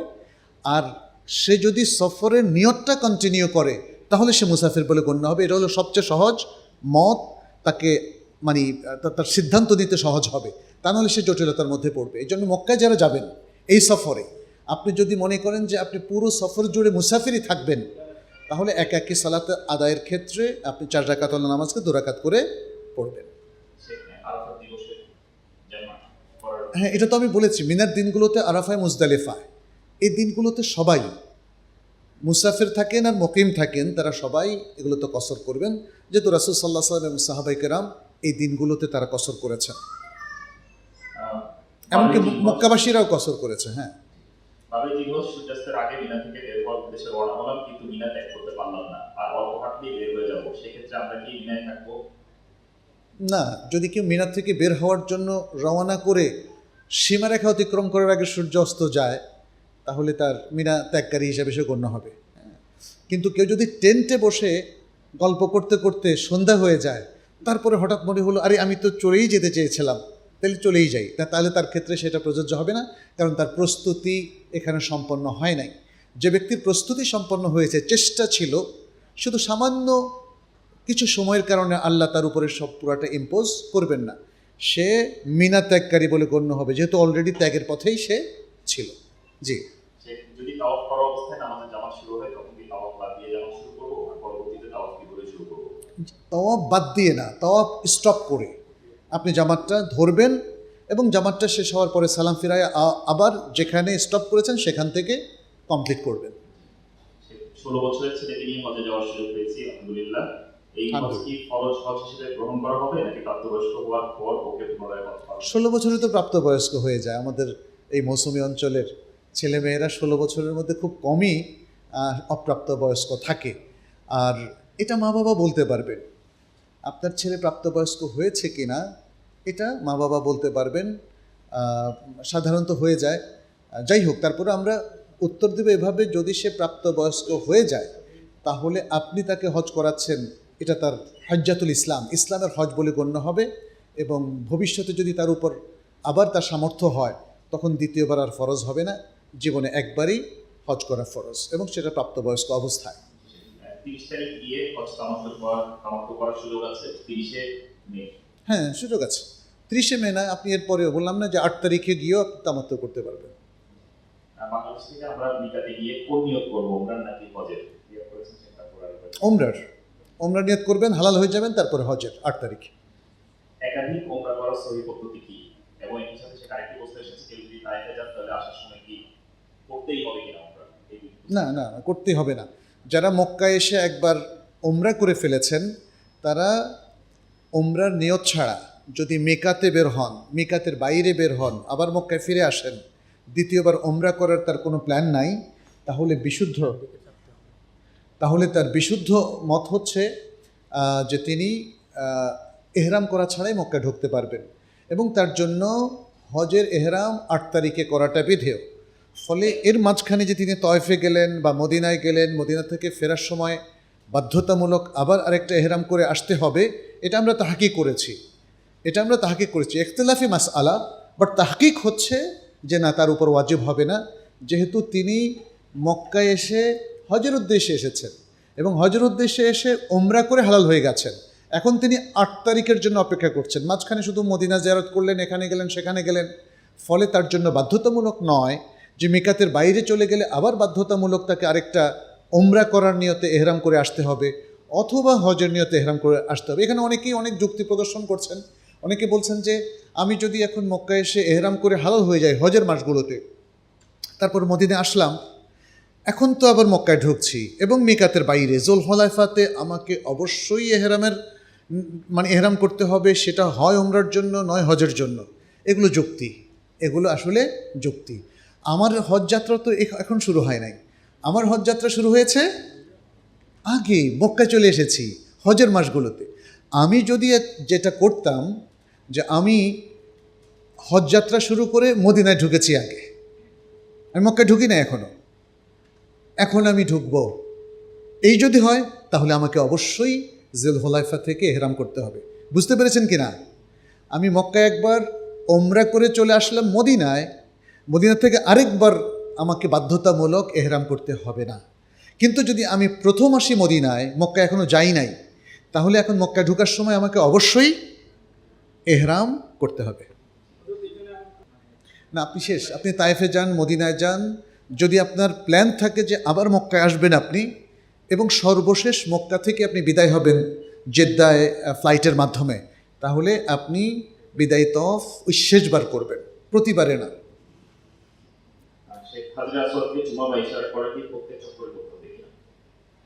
প্রত্যেক চক্করে চুমা দিবেন, অথবা হাত দিয়ে স্পর্শ করে চুমা খাবেন, অথবা ইশারা করবেন। করার সময় মাথায় লাগানো ছাতা, হাতে রাখা ছাতা ব্যবহার করা যাবে? হ্যাঁ, ছাতা ব্যবহার করতে কোনো সমস্যা নেই তওয়াফের সময়, তওয়াফ ছাড়া। তবে তওয়াফ এটা তো খুব ভিড়ের জায়গা, তওয়াফ শাড়ির মধ্যে তো ছাতা লাগবে না। তওয়াফের মধ্যে যদি আপনি মাতাফে ছাতা ব্যবহার করতে চান জায়েজ আছে, তবে শর্ত হচ্ছে কাউকে কষ্ট দেওয়া যাবে না, কারণ এই সমস্ত জিনিস নিয়ে যাওয়ার পরে দেখা যায় অনেক লোক কষ্ট পায়, আপনার একটা গোতা খায় অথবা অনেক সমস্যা হয়। একসাথে সবগুলো প্রশ্ন করে দিচ্ছি, গলায় ঝুলানো ছোট পেন ব্যবহার করা যাবে কিনা, হাত পাখা ব্যবহার করা যাবে কিনা, সানগ্লাস ব্যবহার করা যাবে কিনা? হ্যাঁ, সানগ্লাস ব্যবহার করা যাবে। গলায় ঝুলানো কি এটা? গলায় ঝুলানো পেন। ও হ্যাঁ, এগুলো করতে কোনো অসুবিধা নেই। মাথা ঢাকা যাবে না, কিন্তু ছাতা আলগা রাখা যাবে। আর যেটা এখন মাথায় অ্যাড করে এইটা তো মনে হয় টুপির কাছাকাছি হয়ে যায়, ফলে এটা অ্যাভয়েড করা উচিত আমাদের। যেটা স্টিকওয়ালা যে ছাতা সেটা ব্যবহার করবেন। রমল এবং ইত্তিবা, এটা কি সকল তাওয়াফে করতে হবে? কোন তাওয়াফে করতে হবে? না, তওয়াফে কুদুম, প্রথম তওয়াফ। মক্কায় ঢুকার পরে আপনি প্রথম যে তওয়াফ করবেন এটা কুদুম। এরপরে তওয়াফগুলোতে আর রমলও নাই, ইত্তিবাও নাই, আর নফল তওয়াফগুলো তো নাই, কারণ তখন তো আপনার রমল হবে না আর ইত্তিবার তো হবে না, কারণ আপনি তো ইহরাম নিয়ে করছেন না। মহিলাদের যেহেতু ইহরামের নির্দিষ্ট কাপড় নেই, তাই তারা মাতাফে যখন ইচ্ছা প্রবেশ করতে পারেন। এতে কি তাদের গুনাহ হবে নাকি তাদেরকে উপরে তলায় ছাদের দিকে গিয়ে দ্বিতীয়বার তাওয়াফ করতে হবে? তাদেরকে যদি পারমিশন দেওয়া হয় তাহলে যেতে পারবেন। এটা হচ্ছে একটা অ্যাডভান্টেজ। মানে আমরা এটা বলবো না যে উমরাকারীদের জন্য ছাড়া এটা রেস্ট্রিক্টেড করে দেওয়া হয়েছে, এটা আমরা বুঝতে পারছি। বাট সেখানে যদি ইনস্ট্রাকশন থাকে যে উমরাকারী ছাড়া আর সবার জন্য এখানে ঢোকাটা নট রেকমেন্ডেড অথবা প্রহিবিটেড, এভাবে যদি বলা হয় তাহলে মেয়েরা ঢুকতে পারবে না। আর যদি এরকম কোনো ইনস্ট্রাকশন লিখিত বা কোথাও কোনো ইন্ডিকেশন না থাকে, এমনি বোঝা যাচ্ছে তারা ভিড় কমানোর জন্য বাধা দিচ্ছে, ঠিক আছে, তাহলে মেয়েরা একটা অ্যাডভান্টেজ পাচ্ছে। কারণ তাদেরকে তো চেনা যাচ্ছে না সে ওমরার জন্য এসছে নাকি ওমরা ছাড়া। সেক্ষেত্রে তারা এই অ্যাডভান্টেজটা নিতে পারে। তবে এক্ষেত্রেও উত্তম হচ্ছে যারা ওমরাকারী তাদের জন্য ভিড় বেশি তৈরি না করা। কারণ আমরা অনেক হাজি সাহেবদেরকে দেখেছি তারা সারাদিন মানে প্রচুর তওয়াফ করে। সব কিছুর মধ্যে তো অতিরিক্ত করতে রাসূল সাল্লাল্লাহু আলাইহি ওয়াসাল্লাম নিষেধ করেছে। মানে সালাতও একটা লেভেল পর্যন্ত মানে এত অধিক করলেন যে আপনার স্ত্রী, আপনার সন্তান, এদের প্রতি আপনি একদম মানে অমনোযোগী হয়ে গেলেন। কারণ আপনি বেশি আল্লাহওয়ালা, আপনি বেশি সিয়াম রাখছেন, স্ত্রীর হকের প্রতি খেয়াল নাই। রাসূল সাল্লাল্লাহু আলাইহি ওয়াসাল্লাম কিন্তু আব্দুল্লাহ ইবনে আমর ইবনে আসকে নিষেধ করেছেন। আরও কয়েক সাহাবাকে বলছেন তোমার নিজের উপর একটা হক আছে, স্ত্রীর একটা হক আছে, সন্তানদের হক আছে, অর্থাৎ প্রত্যেকের হক ঠিক করে ব্যালেন্সড ওয়েতে কাজ করো। তাহলে এখানে বুঝতে হবে বিশেষ করে শেষ দিনগুলোতে যখন ভিড় বেড়ে যায় তখন আপনি নফল তাওয়াফ মাতাফে করাটা উচিত হবে না। এটা আমার একটা অবজারভেশন। কিন্তু যখন আপনি দেখবেন খালি, এই সময় আপনি যান, আপনি অ্যাডভান্টেজটা নেন, কোনো অসুবিধা নাই। সম্ভবত হজের 10-12 দিন আগ থেকে প্রচণ্ড ভিড় শুরু হয়ে যায়, এর আগ পর্যন্ত মাতাফে গেলে তেমন কোনো সমস্যা হয় না। জি একটু এক কথায় উত্তর চাইবো সরকারি। জি জি জি যারা আপনি জানিয়ে এবং নিকাহ করে তাওয়াফ করেছেন, এতে কি তাদের উমরা আদায় হবে? যারা নিকাহ করে তাওয়াফ করেছেন মানে উমরার জন্য তাওয়াফ। হ্যাঁ হবে, কিন্তু তার একটা ভুল হয়ে গেছে। যদি ইচ্ছে করে থাকেন তাহলে তো এটা তো গুনাহের কাজ। রাসূল সাল্লাল্লাহু আলাইহি ওয়াসাল্লাম যেটা নিষেধ করেছেন নেকাব পড়তে, উনি নেকাব পড়েছেন, এটা একটা গুনাহের কাজ, তওবা করবেন। কিন্তু তার তাওয়াফ হতে অথবা তার উমরা হতে কোনো সমস্যা নেই। তাওয়াফ করার মাঝে যদি ওযুর প্রয়োজন পড়ে তবে কোনো সমস্যা নেই, এই কথার একটু ব্যাখ্যা দরকার। কোনো ভালো কাজ করতে গিয়ে যদি আমরা ভায়োলেশন করে থাকি, একদমই কোনো সমস্যা নেই ব্যাপারটা তা না। আমি বোঝাতে চেয়েছি আপনার উমরা বাতিল হয় না, এতটুকু। জি স্প্রে বোতল দিয়ে মহিলারা ওযু করতে পারবে তাওয়াফ করার মাঝে যদি ওযু ভেঙে যায়? কোনটা? তাওয়াফ করার মাঝে ওযু ভেঙে গিয়েছে তাহলে তারা কি স্প্রে বোতল দিয়ে ওযু করতে পারবে কিনা? ওখানে তো ওজোর সুযোগ নাই। তো আপনাকে যেতে হবে হয়তো একটু দূরে কোথাও, ভেতরে যেখানে পানি প্রোভাইড করা হয়েছে এবং নিচে পানি সরে যাওয়ার মতো জায়গা আছে, ওই জায়গা করতে পারবেন। আর অযথা এরকম একটা জায়গা যেখানে অ্যালাউড না অজু করা, এটা তো গুনাহের কারণ হবে। অনেক মানুষ সেখানে পড়ে যাবে পানি পিছলা খেয়ে, তাই না? ওই জায়গায় কেন অজু করবেন? আপনি অজু করবেন একদম বাথরুমে গিয়ে। যেই জায়গা থেকে আপনার অজু টুটে গিয়েছে আপনি ওখান থেকে স্টার্ট করতে পারবেন। তবে শর্ত হচ্ছে আপনি জাস্ট অজু করে চলে আসবেন। এটা তো সালাতের ক্ষেত্রে প্রযোজ্য। কিন্তু যদি আপনি ভাবেন যে আমি তো 3টা চক্কর তো অফ করলাম, তাহলে একটু টুমায়া খাইয়ে দেয় তারপর অজু টজু করে বাকি 4টা করলাম, এটা হবে না, এইটা হবে না। জি মসজিদুল হারামে ঢোকার সময় আপনার নিয়তটা কি? আপনি কি তওয়াফ দিয়ে শুরু করবেন? তাহলে তওয়াফটাই হবে দুখুল মসজিদ বা তাহিয়াতুল মসজিদ। আর যদি আপনি মনে করেন যে না, আপনি এখানে বসে কিছুক্ষণ তেলাওয়াত করবেন, অন্য সালাত পড়বেন, একটু বিশ্রাম করে তারপরে আপনি হয়তো রাত্র হলে বা সূর্যের আলো কমে গেলে আপনি উমরা তওয়াফটা শুরু করবেন, এই অবস্থায় দুখুল মসজিদ 2 রাকাত পড়বেন। আর যদি আপনি ঢুকেই তওয়াফ দিয়ে শুরু করেন তাহলে 2 রাকাত পড়বেন না। বিদায় তওয়াফ করার পর কি এক্সট্রা কোনো তওয়াফ অথবা উমরা করা যাবে? বিদায় তওয়াফ করার পরে এক্সট্রা কোনো উমরা করলে সেটাই বিদায় তওয়াফ হবে, আগেরটা নফল তওয়াফ হয়ে যাবে। হাজবেন্ডের হাত ধরে বরং বিদায় তওয়াফ করার পরে আপনি তো মানে হারামের মধ্য থেকে আপনাকে প্ল্যান করতে হবে আমি চলে যাচ্ছি। আর যদি আপনি প্ল্যানটা পাল্টান তাহলে এটা নফল তওয়াফে পরিণত হবে, আপনাকে আবার বিদায় তওয়াফ করতে হবে। এর মধ্যে তাওয়াফের সময় হাজবেন্ডের হাত ধরে হাঁটা যাবে কি? হ্যাঁ যাবে, এতে কোনো সমস্যা নেই। নামাজে এক রক্ত সব কি শুধু মসজিদুল হারামের ভিতর নাকি পুরো হারাম এলাকা? পুরো হারাম। বিশুদ্ধ মত হচ্ছে পুরো হারামের এরিয়ার মধ্যে 1 লক্ষ গুণের চাইতেও বেশি সবটা প্রযোজ্য হবে, যদি এটা একটা ইখতিলাফি মাসালা। আর আরেকটা বিষয়, যদি আমরা ধরেই নেই এটাই শুদ্ধ যে পুরো হারামের মধ্যে, অর্থাৎ অনেক দূরের মসজিদগুলো তো একই সওয়াব, কিন্তু তারপরে মসজিদুল হারামের শ্রেষ্ঠত্ব কিন্তু আরেকটু উপরে, যেহেতু এখানের জামাতটা সবচেয়ে বড় জামাত। অতএব এই জামাতের মধ্যে সামিল হওয়া আর মহল্লার একটা ছোট্ট জামাতে সামিল হওয়া এটা এক না। কিন্তু মৌলিক যে বাণীটা রাসূল সাল্লাল্লাহু আলাইহি ওয়াসাল্লাম বলেছেন যে মসজিদুল হারামে 1 রাকাত বা একটা সালাহ 1 লক্ষ গুণের চাইতেও বেশি, সেটা সবখানে প্রযোজ্য হবে। সেটা সব মসজিদের জন্য মসজিদুল হারামের সব। এখানে মসজিদুল হারাম বলতে কাবার মসজিদটা বোঝানোর উদ্দেশ্য না, বরং হারামের পুরো সীমানা বোঝানোর উদ্দেশ্য। আমি বদলি হতে গেলে আমার নিজের কোরবানি কি করতে হবে?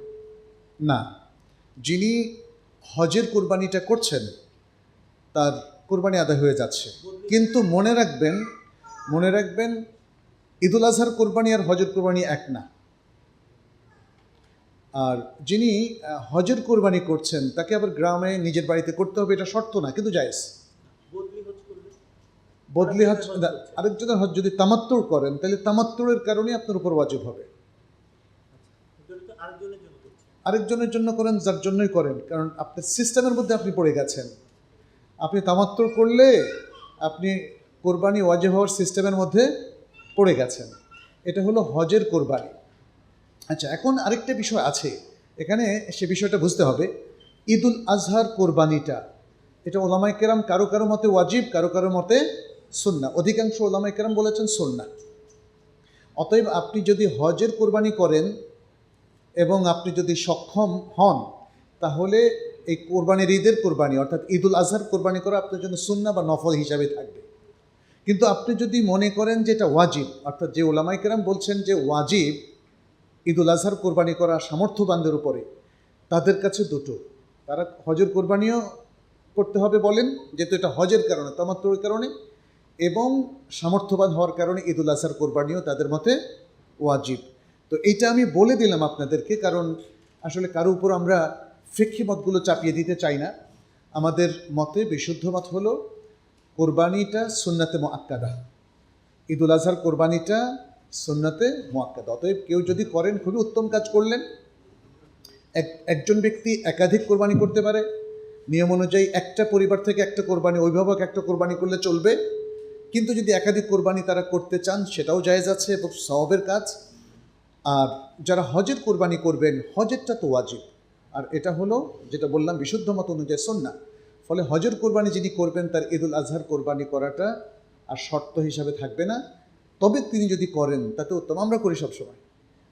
এদেশে যারা থাকে ফ্যামিলির বাচ্চারা, মানে তাদের তো কোরবানি একটা ইবাদতের আনন্দ, আবার কোরবানির গোশত খাওয়ার আনন্দ, সেটা থেকে বঞ্চিত কেন করবেন? জি, হ্যাঁ, কোনো অসুবিধা নেই।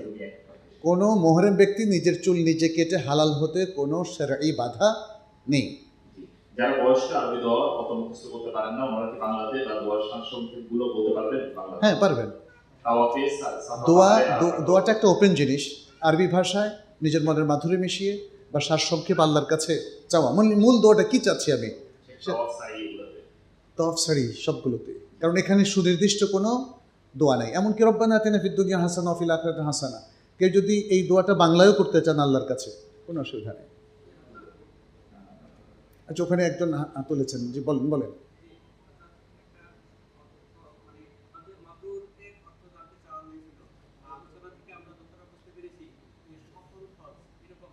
মকবুল হজ, মাবরুর হজ মানে হচ্ছে গ্রহণযোগ্য হজ।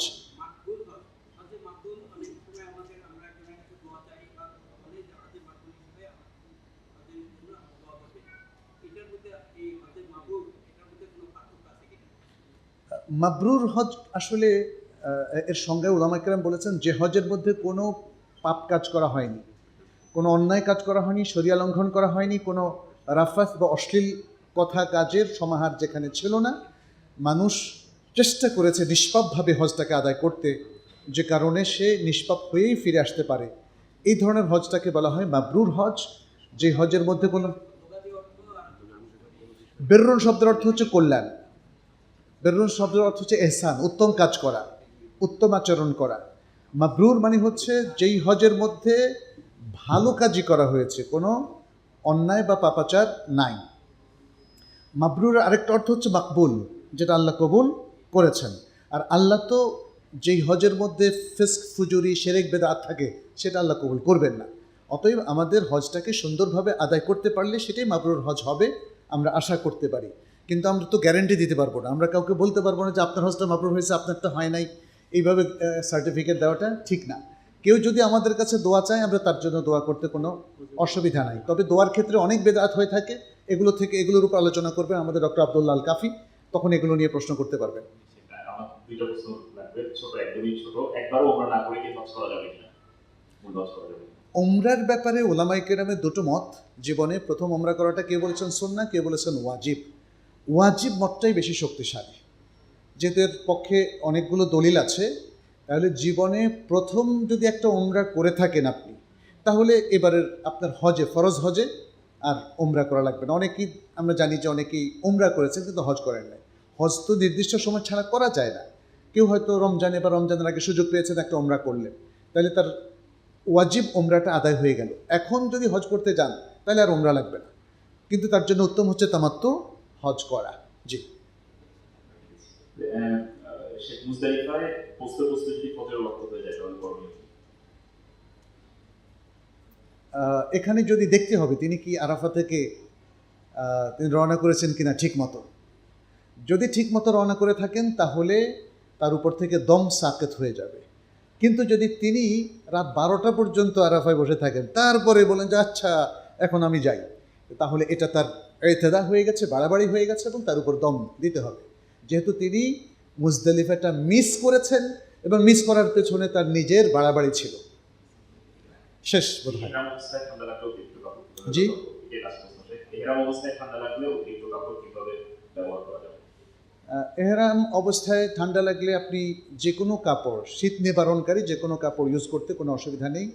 নিজের গায়ের উপরে ল্যাপ চাপাতে পারবেন, কম্বল চাপাতে পারবেন, ইভেন জ্যাকেটও আপনি দিয়ে রাখতে পারবেন, কারণ এগুলো তো আপনার পোশাক না, এগুলো হচ্ছে আপনি শীত নিবারণ করার জন্য করছেন। জি ভাই।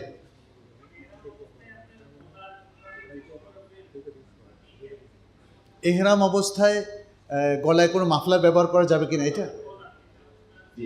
হ্যাঁ, এগুলো যদি আপনার চিকিৎসা কারণে বা চিকিৎসক আপনাকে রেকমেন্ড করে ইউজ করতে পারবেন, ইউজ করতে পারবেন। হ্যাঁ, সুন্দর প্রশ্ন করেছেন। এটা নিয়ে আমি অনেক তাহকিক করেছি, কারণ আমাদের কোনো শায়েখ বলছিলেন, শায়েখ বলতে আমাদের সাথী আর কি, তারা বলেছেন হাদিসে জাবেরের মধ্যে রাসূল সাল্লাল্লাহু আলাইহি ওয়াসাল্লাম বেতের পড়েছেন এমন কোনো দলিল নাই, অতএব বেতের পড়তে হবে না। তো আমি তখন আমাদের সৌদি শায়েখদের সবার আলোচনাগুলো ইউটিউব থেকে শুনলাম, লেখাগুলো পড়লাম এবং সেখানে দেখলাম প্রায় সবাই বলেছেন বেতের নামাজটা পড়ে নেবে। এর মধ্যে শেখ ডক্টর মোহাম্মদ বিন মোহাম্মদ আল মুখতার তিনি ডিটেইলস আলোচনা করেছেন যে মুজদালিফার রাতে বেতের পড়বে কিনা। তিনি বলছেন আল আসলু আদা উসলাতুল বেতের, যে আজকে নতুন করে তো নাজিল হয় নাই, বেতের নামাজ তো আর মুজদালিফার রাতের নতুন নামাজ না, তো এটা আগে থেকেই চালু আছে। আমাদের এখন দলিল লাগবে, এমন দলিল যে রাসূল সাল্লাল্লাহু আলাইহি সাল্লাম মুজদালিফার রাতে বেতের পড়তে নিষেধ করেছেন, এই দলিল কি আছে? যেই ইবাদতটা সাব্যস্ত হয়ে আছে এবং যেখানে সহিহ হাদিস বলছে রাসূল সাল্লাল্লাহু আলাইহি সাল্লাম সফর হালতেও বেতের পড়তেন, এটাও একটা সফর হালাত। এবং এমন কোনো দলিল নাই, হজের যত হাদিস আছে কোথাও কোনো দলিল নাই যে এই রাত্রে রাসূল সাল্লাল্লাহু আলাইহি সাল্লাম বেতের পড়েন নাই, অথবা এই রাত্রে রাসূল সাল্লাল্লাহু আলাইহি সাল্লাম বেতের পড়তে নিষেধ করেছেন। যেহেতু এরকম দলিল পাওয়া যায়নি, তাহলে বেসিক প্রিন্সিপালের নিয়ম অনুযায়ী আমরা বলবো বেতেরটা পড়বেন। কিন্তু মনে রাখবেন, বেতের পড়ার ব্যাপারে জমহুর ওলামায়ে কেরাম এবং আবু হানিফা রাহিমাহুল্লাহ দুই ছাত্র আবু ইউসুফ আবু মুহাম্মদ বলেছেন এটা সুন্নাতে মুআক্কাদা। আবু হানিফা রাহিমাহুল্লাহ বেতেরকে ওয়াজিব বলেছেন। ফলে মুজদালিফার রাতে কেউ যদি বেতের মিস করেন তাহলে ওয়াজিব মিস করেছেন এটা বলা যাবে না। এই জিনিসগুলো আমাদেরকে মনে রাখতে হবে। আমরা অনেক সময় খুব অল্প এলেম নিয়ে মানুষকে ব্লেম করি, আমরা কাউকে ব্লেম করছি না। প্রত্যেকে যে যার মতো অথবা তার স্কলাররা তাকে যেটা রেকমেন্ড করে আমল করবেন, কোনো অসুবিধা নেই। আমরা আপনাদের সামনে সব উপস্থাপন করছি এবং আমাদের স্টাডিতে এটা আমরা দেখতে পেয়েছি যে নিয়ম অনুযায়ী বেতের সালা আপনি আদায় করতে শরিয়তে কোনো বাধা নেই। যারা বলছেন যে এই রাত্রে বেতের সালাত আদায় করাটা বেদাত হবে, তারা মারাত্মক ভুল করছেন এবং দলিল ছাড়া এই বিষয়টা তারা দাবি করছেন, এটা সঠিক নয়।